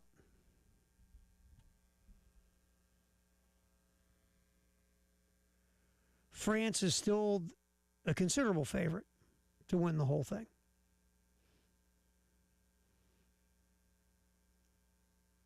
So, no one's really passed them since the start of this deal. You think Argentina and Spain are probably sitting there next in line after France, and then I'm guessing England. But the French are looked at as a huge, huge favorite. Still, as we move through the quarters. And, right now you have the folks in Europe are very well represented with France and Spain. You got Belgium, you got England, Norway, a lot of folks in those type of areas who are always good. Switzerland, Argentina, and Morocco are the only ones on the other side of the map. Everyone else is across the pond, so to speak, for the World Cup quarters. So there you go, a World Cup update. Again, everything gets going again on Thursday. And only one of these games really folks are looking at as tight, and that would be England and Norway. Because, again, France and Spain and Argentina are big favorites. So, there's your World Cup update, sponsored by our buddies, the British Bulldog on Bauer. They're right off of Harbison. Again, phenomenal menu, great food, lots of different beverages to choose from as you sit and watch soccer. TVs everywhere. Just a cool atmosphere. And we'll have another World Cup update. We have two of them tomorrow. We have one in the morning with Elijah at 6:45 a.m. and then the other one in the afternoon at 4:45 p.m. here on the postgame show. Coming up at the Gamecock Notebook, there is a commitment for 2028, the class of 2028. And again, long way to go. It's only a verbal, obviously, but interesting player from the wide receiver position. We'll get to that. Jet Gibbs is his name. State of North Carolina. First name is Joseph, but if you're called Jet, that means, again, doesn't mean you're big and slow. Jet Gibbs speedster, world-class type speed in the 40, like 10.5 or something. So we'll talk more about Jet Gibbs in the Gamecock Notebook. Also, a member of the Gamecocks' recent baseball coaching staff gets a new gig. So we'll get into that as well in the Gamecock Notebook. Also coming up, we'll hear from Pat Smith, again from Jocks FM in Birmingham. We heard from Pat about Alabama. We'll hear about Auburn from Pat next hour. Also, besides that, we'll hear about Ole Miss as well. Because on the halftime show, Yancey Porter from Rebel Yell hopped on with Bill and Tyler and had some interesting comments Really did. About the Ole Miss defense and the expectation of Ole Miss football going into 2026. And between you and I, expectations pretty bleeping high. Just saying. And, before we go, though, we've done our World Cup update.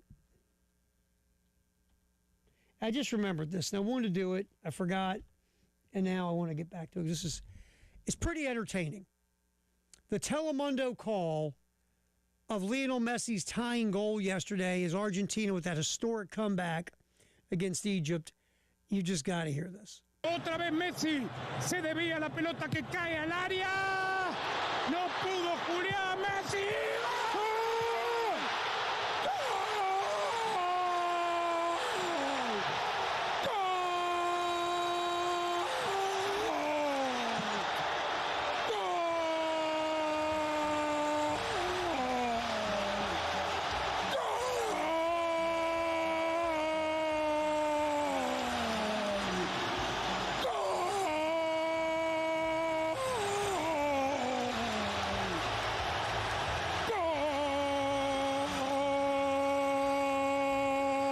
¡Gol!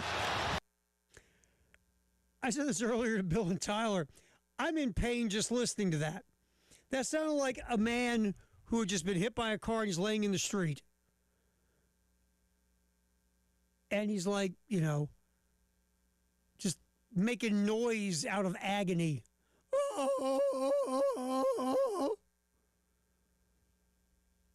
I mean, I'm one of those people. There are people who don't like those goal calls.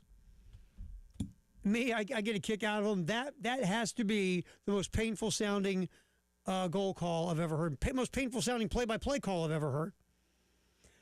But I won't lie. I am happy that we don't have that going on in this country for like any play-by-play in sports. Home runs, dunks, touchdowns, hockey goals. Very happy. But that's a fantastically painful sounding call. All right, 5 o'clock news sponsor Integrated Media is next here on the post-game show with Terry Ford. Thanks for hanging here on the Game Network, at the Game TV Radio and YouTube.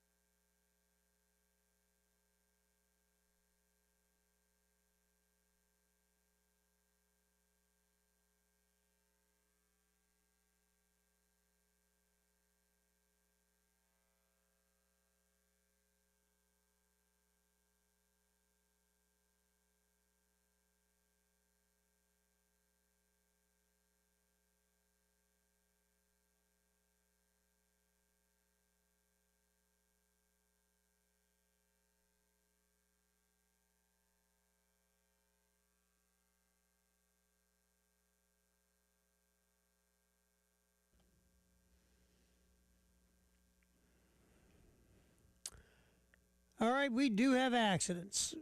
Gervais at Oak Street in downtown Columbia. Two Notch at Park Lane Road, still cleaning that one up. Also, a couple on US 601. One's at Oak Hill Road, the other at Highway 262, Leesburg Road. Slow traffic, say it with me, Malfunction Junction. Also, we have our typical construction, Broad River Road between I-26 and Dutch Fork Road, I-20 between Sunset Boulevard and Bush River Road, and I-26 between Bush River Road and Old Sandy Run Road. 5 o'clock news, sponsored by Integrated Media, is coming up next here on the postgame show. Terry Ford, thanks for hanging out with us here on the game.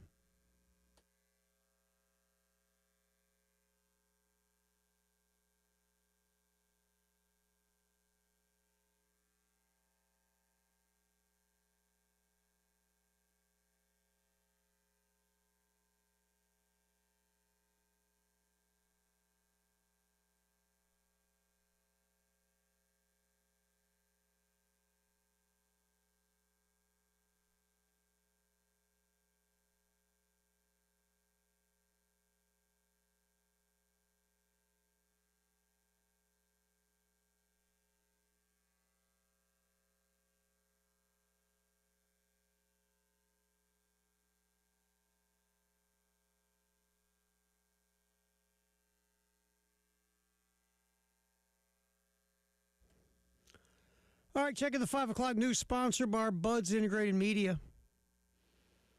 NCAA has sent a letter of inquiry to the University of Cincinnati, centered on former quarterback Brandon Sorsby's time with the program.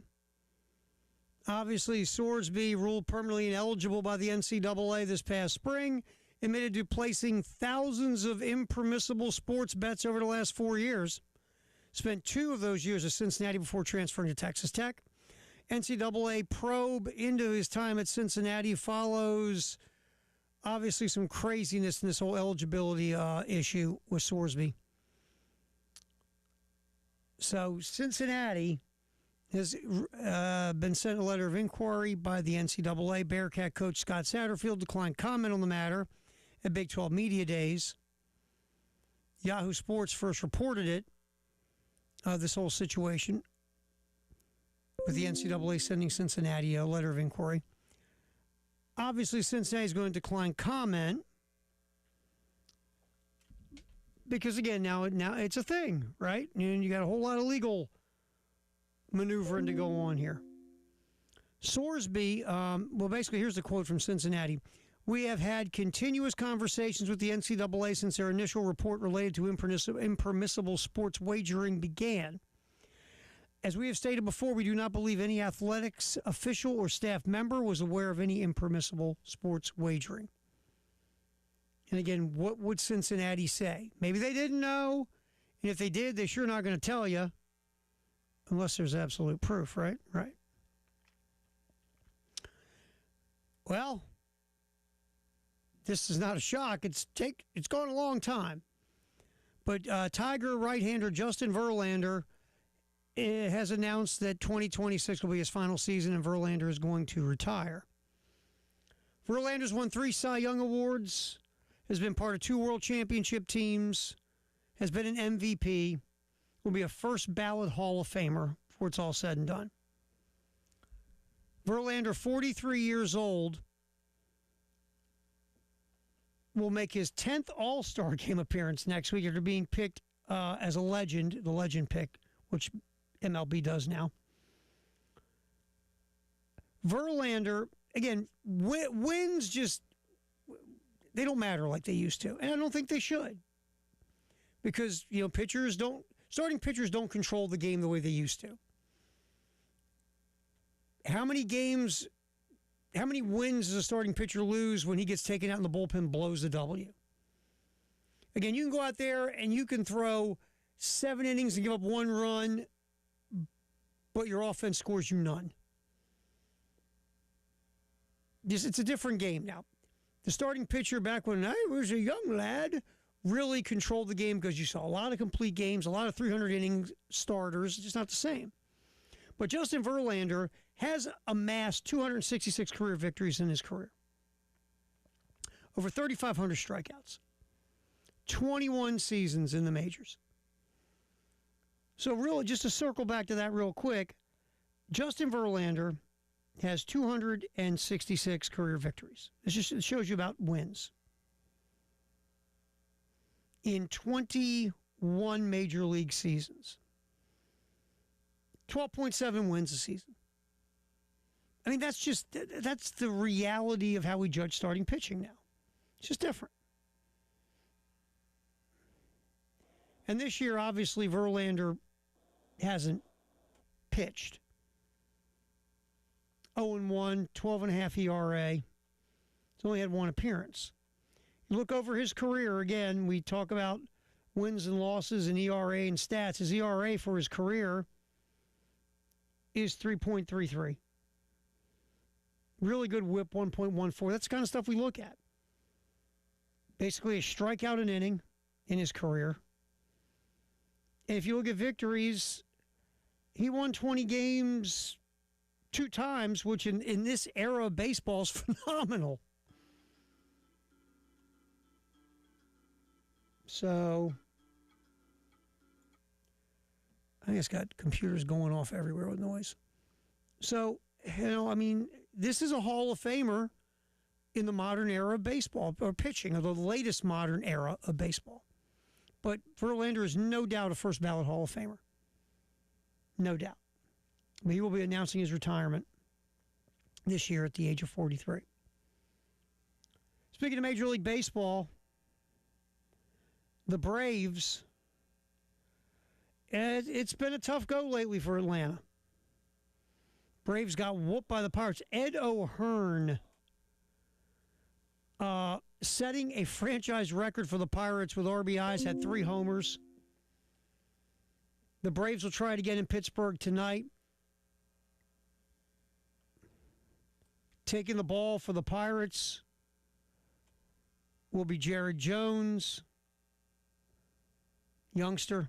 Pirates have a lot of young pitching talent. If they could score runs and then harness the potential of their young starters, they might actually, I don't know, sniff a playoff berth. Grant Holmes will go for the Atlanta Braves. Grant Holmes, 3.83 ERA, 5-4. Whip, 1.35. Holmes' last 2 outings, last 3-4 outings have been solid. He hasn't gone deep in games, but he hasn't given up a lot of runs either. So Grant Holmes. And the flip side is Jared Jones, young pitcher, high ERA in the 5s. Whips a little high, but again, 24 years old. Braves are only 2 games up on the Phillies. Phillies won last night while the Braves got beat. I mean, am I surprised that the Atlanta lead has shrunk so much?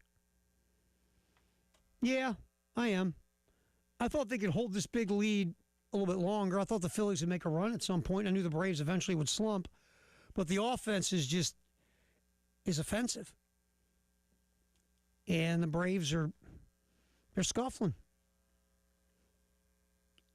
But the good news, still a long way to go. Just getting to the All-Star break. All right. In the This Just In department, as we do the 5 o'clock news sponsored by Integrated Media here on the game.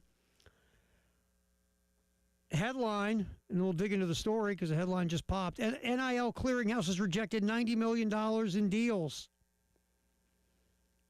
The College Sports Commission's Clearinghouse has rejected nearly $90 million in NIL deals since its inception a year ago, according to the group's NIL report. But NIL Go, which is operated by Delotti as the assessment arm of says all NIL independent deals are over $600 million. They've also approved $355 million NIL agreements since they launched in June. Now, we've had the big controversy with Nebraska where they're now going to court over NIL deals. These different party deals through, big companies or, sports providers, things of that nature. Those are the ones that have been held up and hung up, which just feels like they have to just find a way to restructure those deals to get them through. But they will eventually get that done. But I think the Nebraska story, again, remember, the NIL Clearinghouse rejected Nebraska's NIL deals. And the Nebraska players asked for, obviously, an appeal. Appeal was denied, and those players are now taking it to court. It'll be interesting to see what happens once this hits a courtroom. Because, again, we talk about this way too much. This thing called antitrust. No matter what your rules are as the NCAA, are you breaking antitrust laws? Because that's the only thing you're good at. Breaking antitrust laws. You know what you stink at? Winning in court. So are you going to be able to win in court when these Nebraska players, these football players, stand up and say, you are rejecting these NIL deals, which is affecting our ability to earn money in an open, free market capitalistic system, which means you are infringing on our antitrust rights. Will they win? I don't know. Do they have a chance? Sure, because that's the way this thing's been going. But over $90 million of deals, and others are going to take this whole CSC thing to court before it's all said and done. It just is. 5 o'clock news sponsored by Integrated Media here on the post-game show with Terry Fortis. We appreciate you hanging out with us as we run till 6 here on the Game and the Game Network and at the Game TV Radio on YouTube. All right, so we've talked a lot about Texas Tech and Brendan Sorsby. And that's like, well, who's going to start now that Brendan Sorsby is gone? Will Hammond played last year when Brendan Morton was hurt. Hammond showed some ability and some high ceiling for the future, but then Hammond got hurt, tore his ACL. Now, according to Joey McGuire, the head coach of Texas Tech, the coaching staff will get Hammond ready to be the Week 1 starter if he is cleared for all football-related activities by August 21st. Hammond's been throwing in player-led 7-on-7 drills. August 21 will represent 9 months. Still, he underwent the surgery. Decisions will be left up to the doctors. McGuire says if he is cleared to play, he's going to play. But, according to McGuire as well, he has urged the third-year quarterback not to get ahead of schedule. Because, look, selfishly, do you want Hammond there all year? Of course you do. He's your best option at quarterback now. But you don't want him to rush himself back and get hurt, then you lose him for the season, then you're really screwed.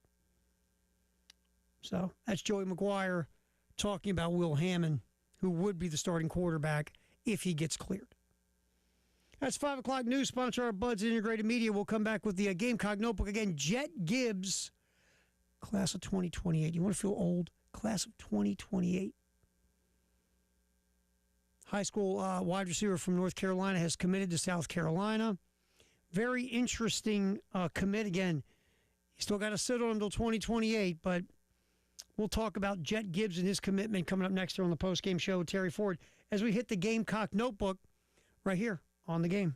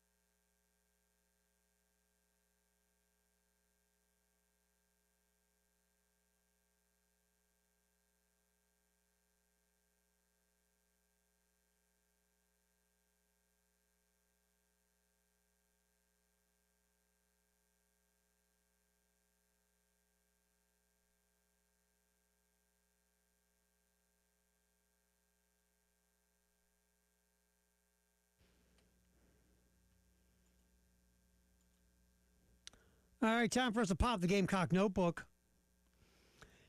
Jet Gibbs, speedster, big-time speedster, has committed to South Carolina. Class of 2028 is Jet Gibbs from Burlington, North Carolina. 4-star, top 300 kid in the country for 2028. 10.5 in the 100. Mike Furry, again, doing work. South Carolina wide receiver coach. And Jet Gibbs, South Carolina offered, according to Wes Mitchell, Chris Clark, Gamecock Central, after South Carolina had Gibbs at the camp, the speed and the playmaking ability popped pretty good. And South Carolina offered. And Gibbs, the quote, "The big reasons I committed to South Carolina is because I have a great relationship with the coaches. I love the experience and the way Coach Furry coaches. I love the campus. It's close to home. I've been to South Carolina twice, and I loved how it felt. I felt at home each time. I came to South Carolina and could really visualize myself going there. The environment was really inviting and welcoming. Coach Beamer is a really hyper coach, really motivating. The energy I saw while I was there at their spring practices was surreal." So, Mike Furry, when you look at all the wide receiving talent Mike Furry has brought in here in the few years he has been the wide receiver coach at South Carolina, really impressive. Remember that class a few years ago with the Brian Rose and the Donovan Murphs. Jaden Sellers was a 3-star, maybe the lowest rated, and he got on the field a lot last year as a freshman. Of course, Brian Rowe transferred, but still, you see what Furry has done, and how he has just filled the talent pipeline at wide receiver for South Carolina. Look, all you can do is take enough bites at the apple, right? And hopefully some of it will work. You bring in enough kids, and if you can develop half of what you brought in, you really got something. Now, again, you've got to sit on this kid for 2 years, old Jet Gibbs. But again, he's a top 300 recruit, very highly rated and highly thought of. Also, here's what Gibbs had to say as well. You know, kind of feeling, according to the Post here, the love from Furry and the rest of the coaching staff. Staying in contact, checking in on me and my family, talked to me a lot at camp. They kept me updated on everything going on the campus. Coach Furry, Coach Bendorf, and Coach Furry and Zach Bendorf. I've gotten to know Zach pretty well. We've had a lot of phone calls and just personal talks to really build our relationship. And same thing with Coach Furry. Talked to him a bunch during camp, and I got to see firsthand how he coaches. It's about relationship building. It still is, even in this transfer portal world, which is speed dating. You still got to go, and you got to, you got to go recruit the high schools. You got to develop these relationships. You got to build bonds. Mike Furry, it seems, is really good at it. Gibbs chose South Carolina over offers from North Carolina, Wake Forest, North Carolina State, Florida, Kentucky, Rutgers, Vanderbilt, Virginia Tech, among others. Now, Virginia Tech's a player. They got a lot of money to spend. And obviously, you see, like, Florida in the mix. North Carolina, Wes and Chris brought up something earlier today, Wes Mitchell, Chris Clark, Gamecock Central, and the Gamecock Central Takeover Hour, about how South Carolina's made even more inroads in the state of North Carolina, and one of the reasons Mack Brown is now gone. Well, you say what you want about Mack Brown as a head coach, but when Mack Brown was in charge of the Tar Heel football program, Mack Brown did a really nice job of recruiting the state of North Carolina. Big state, good amount of talent. Now it's Bill Belichick, who is totally different when it comes to philosophy on recruiting, personality. Look, Bill Belichick is a Hall of Fame NFL head coach. Jury's still out what he's like as a collegiate head coach. And I could be wrong, but all these years of watching Bill Belichick and hearing about Bill Belichick, I find it hard to believe he is a glistening, sterling, dynamic, charismatic personality in the living room to be the closer. And that's one thing Mack Brown could close. So maybe, again, your inroads in North Carolina have gotten better because my guess is Bill Belichick probably not quite as good at this point in the recruiting, closing the deal game as Mack Brown was. So that was a good point by Wes and Chris earlier today. So Jet Gibbs, 2028 commit to South Carolina. Hitting the Gamecock notebook. Terry Ford, appreciate you hanging out. All right, another interesting piece of news. Terry Rooney. Remember Terry Rooney? Terry Rooney has landed at Wake Forest. It's weird, isn't it? Yep. South Carolina's taken Wake Forest coaches, players, and now Wake Forest says, oh, yeah? We'll take your guy from last year. Think of that. Terry Rooney will be at Wake as their recruiting coordinator. Something Terry Rooney took over from Monty Lee, according to some folks, a lot of folks, and also as recruiting coordinator in the past. So Terry Rooney will land at Wake. So if you're Tom Walter, we really haven't talked about this. If you're Tom Walter, the head coach at Wake Forest, you've seen your hitting instructor come to South Carolina. You've seen players come to South Carolina. You've lost a lot. You really have. To South Carolina. And it makes you think about some of the folks that left and why they're leaving and what does that mean. Wake Forest played for the championship a few years ago. And since then, they've still made the NCAA tournament, but it feels like the program's taken a step back. And my first thought always is it's got to be NIL. Wake Forest, I mean, they're doing some stuff. They're building like a battery multi-use area, sort of like, obviously in Atlanta, what they have. They're trying to replicate that in Winston-Salem. But NIL money, Wake isn't what a lot of these other big-time programs are. So my feeling is they're losing coaches, personnel, players because, again, they can't keep up in this financial arms race that has become collegiate athletics. So Terry Rooney will be joining Tom Walter's staff at Wake Forest. Of course, South Carolina, again, took Bill Salento from Wake as a new hitting instructor. Brought players in like J.D. Stein, Andrew Costello, Luke Costello, who I really like. So Terry Rooney lands at Wake Forest. Gamecock Notebook with Terry Ford as we roll until 6 here on the game. Real quick, I thought this was interesting.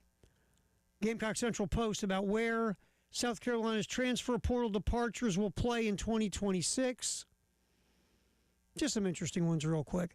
Eric Nolan, if you don't remember, landed at Memphis. Nolan couldn't win the backup quarterback gig. Everybody thought Lenore Sellers would play this past season, be great, go to the NFL. Eric Nolan was brought in from Ohio State in the portal, and Eric Nolan would step in and be the heir apparent. Didn't work. Eric Nolan couldn't even be the number 2. When Norris is back, Eric Nolan was passed. So Eric Nolan moves on to Memphis, see if he can hook on there and maybe get some run. Drake Jacobs, wide receiver who South Carolina would like to have kept if the price was right, is now at Miami. Brian Rowe, another wide receiver with a lot of potential, transferred to go to UCLA. Remember, Rowe got suspended during the season. There was some stuff there. Michael Smith, the tight end, is now at Ole Miss. Remember, he originally signed to go to Syracuse. Now Smith, another guy with a high ceiling of physical skills, now at Ole Miss. Some of the offensive line folks that left: Boaz Stanley now at Purdue, Tree Babalati at Nebraska, Cason Henry, Louisville, Trevon Ball at Texas A&M. People think Ball could really pop with different coaching and a different system. We shall see. Another offensive lineman, Nick Sharp, now at Michigan State. Defensively, Xavion Hardy, remember that? JUCO, didn't get on the field like he was hoping to. He was transferred to Baylor. Jalen Brown, edge, who was hurt, came from Missouri, now is at LSU. Des Yu, now at Alabama. Jerron Willis at Kansas, just could never become a starter at linebacker, had potential. Defensive back Miles Norwood is now at Louisville. So there you go. Just where some guys are as we start moving on to talking season. I will pop back, drive around the SEC. We'll hear some voices from the Southeastern Conference who cover the Southeastern Conference. Pat Smith from Jocks in Birmingham will talk about the Auburn quarterback and offensive situation. Yancey Porter covers Ole Miss for Rebel Yell. We'll talk about expectations and the defense with the Rebels. That is next here on the post-game shows. We drive around the SEC on the Game Network, at the Game TV Radio on YouTube.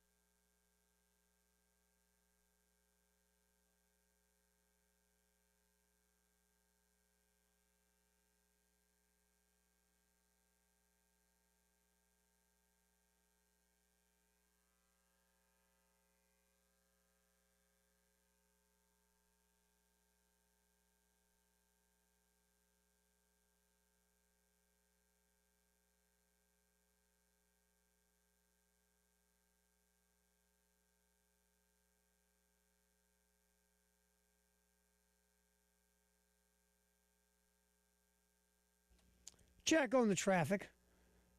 We got accidents. That's a two-notch at Park Lane Road and Decker Boulevard, still cleaning that one up. New accidents to throw in here. Farrow Road at I-77. Percival Road at Decker, so 2 near Decker Boulevard. Also a couple at US 601, they're still clearing. One's at Oak Hill Road, the other is at Highway 262. And the Gervais at Oak accident, they're still working on that one as well. We'll pop back in here, a drive around the SEC as we hear from some voices who cover the league about Ole Miss and Auburn. That is next on the postgame show on The Game.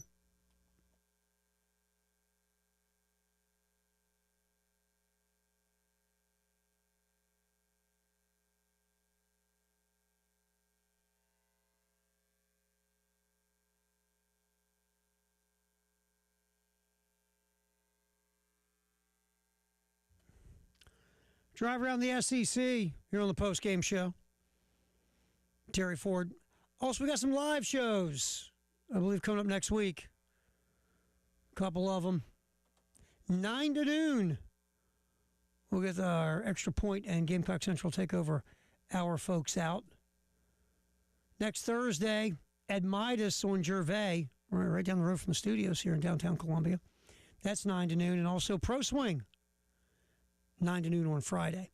So that is 9 to noon at Pro Swing on Forest Drive in Columbia, and next Thursday at Midas right here on Gervais in Columbia. Our drive around the SEC.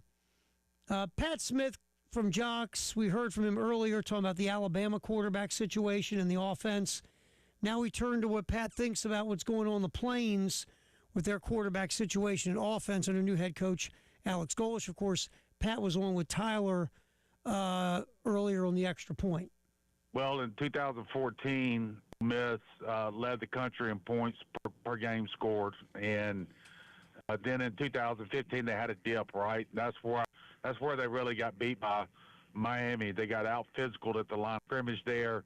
They wore down, and that's where they really spent a lot of time and money in the portal and the high school class. Meanwhile, down on the Plains, you mentioned it, Tyler, a lot of eternal optimism with this football team, another coaching change.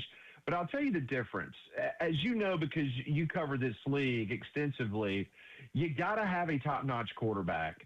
And the bottom line is Auburn University has not had a top-notch quarterback in quite some time. Well, they're bringing in Byron Brown, who put up incredible numbers, yes, in the American Conference, but he knows the system that Alex Golesh is bringing to the Plains. DJ Durkin's defense is going to be top-notch again.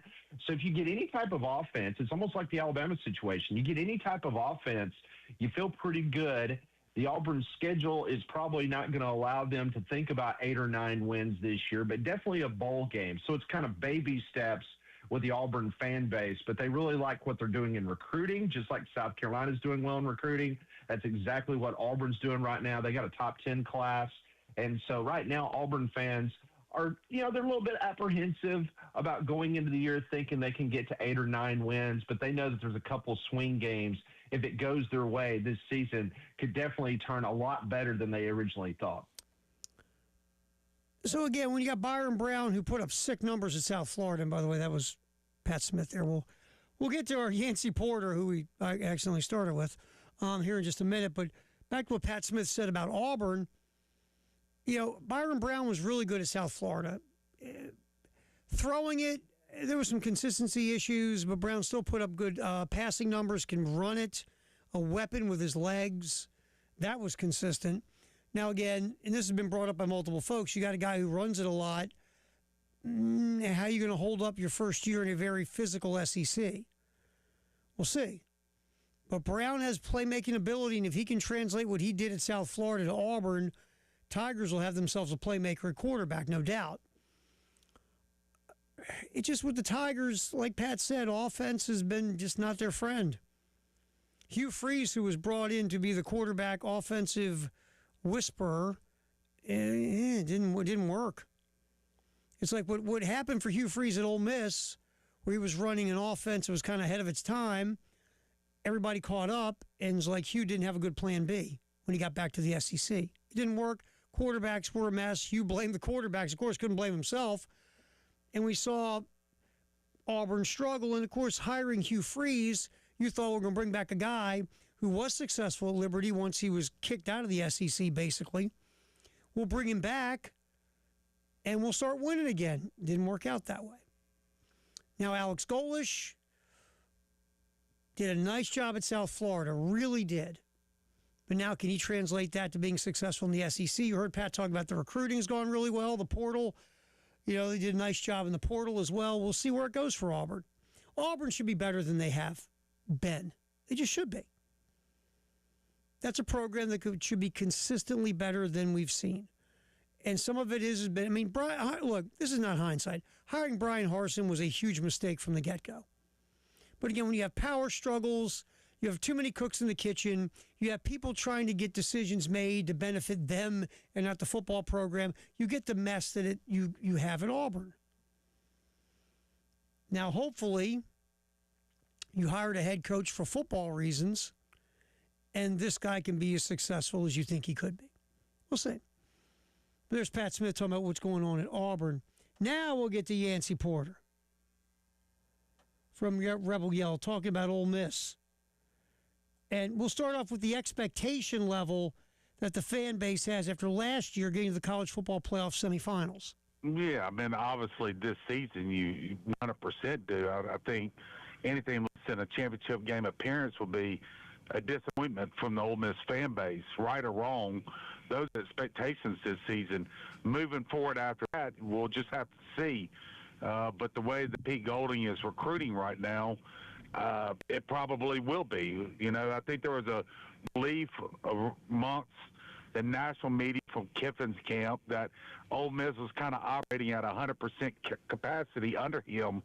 And then we've seen Pete take the recruiting up a level or two. If there's one chink in the armor for Lane, as great as a coach he is, on the field, X and O, everything to do with coaching, his kryptonite is recruiting. He's just he's not a good recruiter. He's not a good people's person, and he's just kind of lazy in recruiting. I think that's why he's done well in the portal, because those players are more focused on development for the NFL immediately, and you don't have to recruit in a week or two. And so there wasn't a lot of time spent in the high school ranks with Lane Kiffin, and how Pete, has flipped the coin, and Ole Miss has, got 14 four-star commitments right now already, which was obviously, I think, double more than any under Lane Kiffin's tenure. Yeah, look, Pete Golding's a recruiter. He's recruiting. And, that's his MO. He's a guy who did a lot of the heavy lifting on the recruiting trail for Lane. Because Lane Kiffin doesn't like recruiting. High school kids. And if you don't like that, you better have a staff of folks who do like it.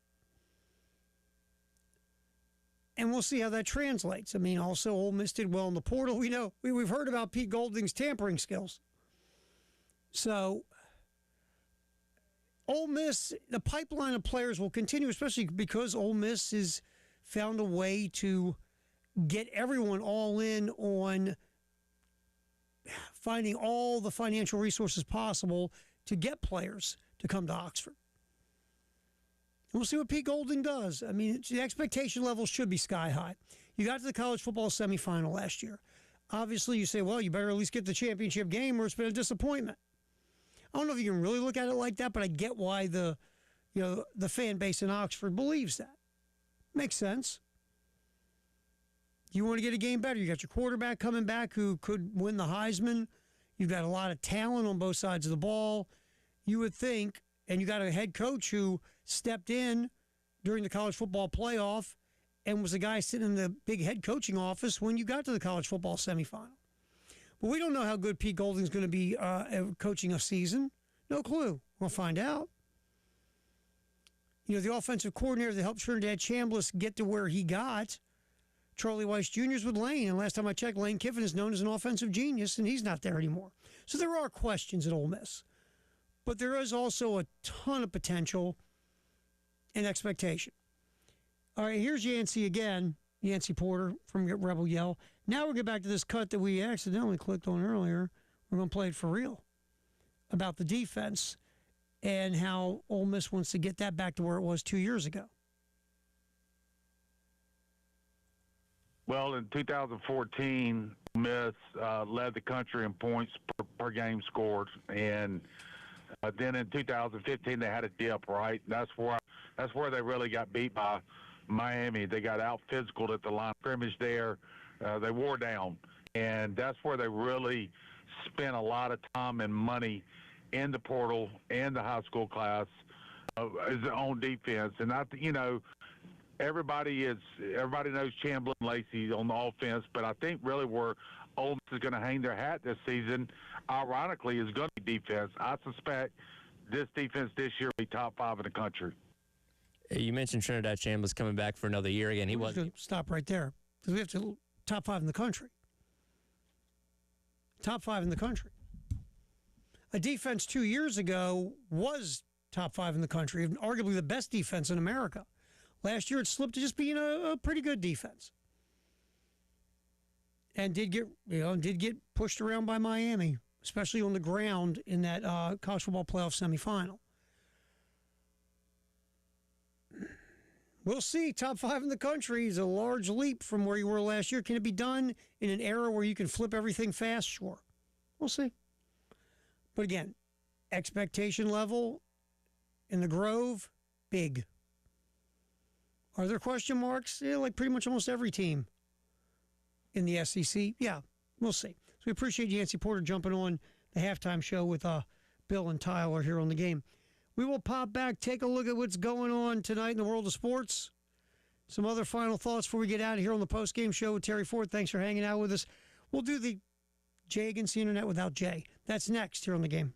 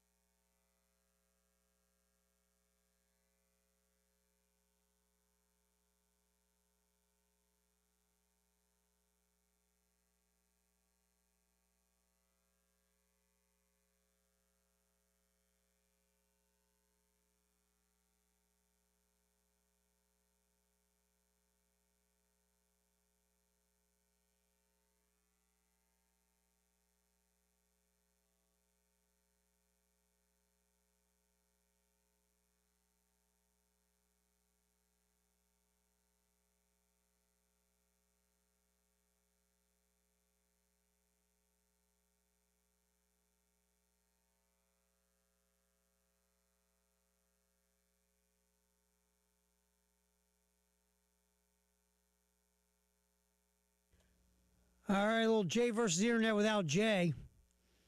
We talked about tonight first the Atlanta Braves in Pittsburgh. Lost last night. Lead down to 2 games. Grant Holmes against Jared Jones. That's a pitching matchup. You figure after last night, Atlanta find a way to pull a W. Jones, last start, he was solid. He didn't go long. 4 innings, only gave up an earned run.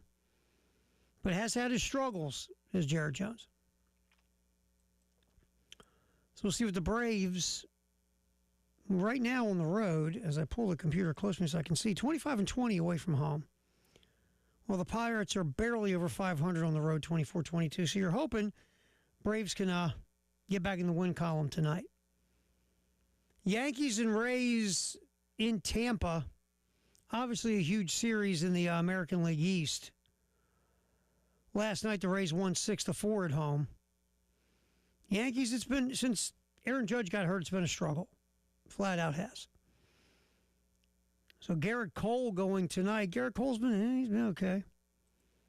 Been all right. Shane McClanahan has been better. When Shane McClanahan's healthy, Shane McClanahan's really good. Problem is when he is healthy.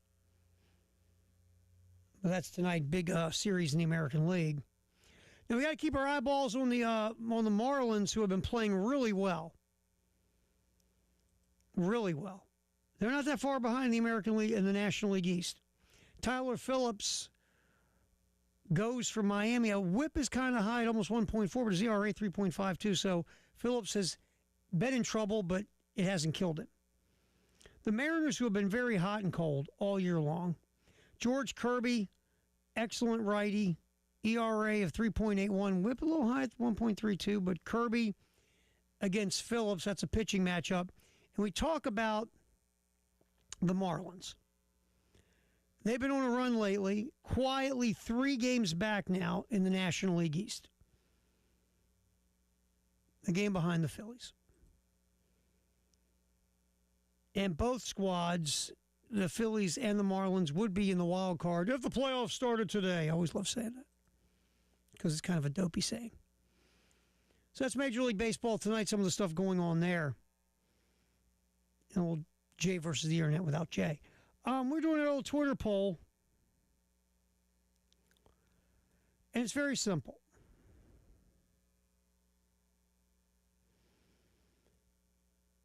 And it's brought to us always, or brought to you always by IntelliSystems.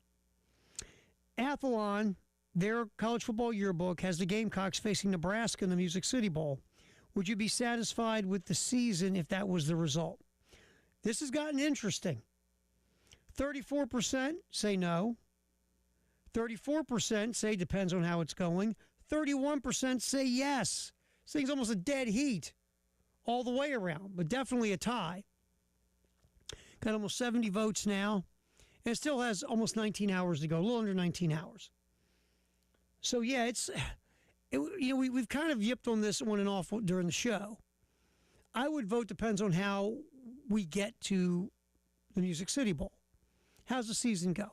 Music City Bowl last year, Tennessee won 8 games, and they were in the Music City Bowl. So 7 or 8 games will put you in the range of this bowl game in Nashville. How you get there, I think, is a legit question and a legit conversation. The other part of it is you're playing Nebraska. 20 years ago, playing Nebraska is a pretty interesting deal, or Nebraska wouldn't be in this game because they'd be competing for a conference championship. And I guess the question, Nebraska's put a lot of money into Matt Rule.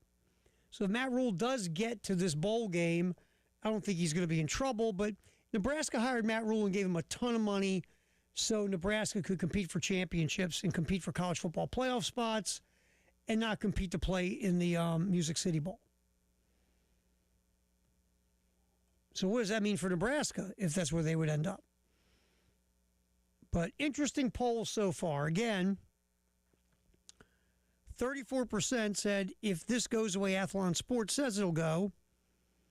And South Carolina will end up in a Music City Bowl with 7 or 8 wins. 34% of the voters so far say that would not be an acceptable result. 34%, yeah, it depends on how the season gets there. and 31% say yes. And so plenty of time to vote. Plenty of time to vote. And yeah, we talked about this. There's been some folks had South Carolina in the bottom part of the preseason top 25. Phil Steele thinks they could end the year at as high as 16 in the country, which would put them in a college football playoff type conversation, or at least on the cusp of it, kind of on the outside looking in. But Music City Bowl, interesting. Most of these preseason predictors have South Carolina going to some type of bowl game. None of them have them sniffing the college football playoff. Tomorrow, speaking of Phil Steele, his magazine rates the top 500 freshmen in the country. South Carolina's got some dudes on the list, and we'll get into that tomorrow. Appreciate you hanging out with us, whether you're listening on the radio, on your phone, a device, checking us out on YouTube. Again, thanks for putting up with us. We always appreciate you. We will do this again tomorrow from 3 to 6 on the postgame show. Connecting Carolinas with Scott Hamilton next here on The Game Network, at The Game TV Radio on YouTube.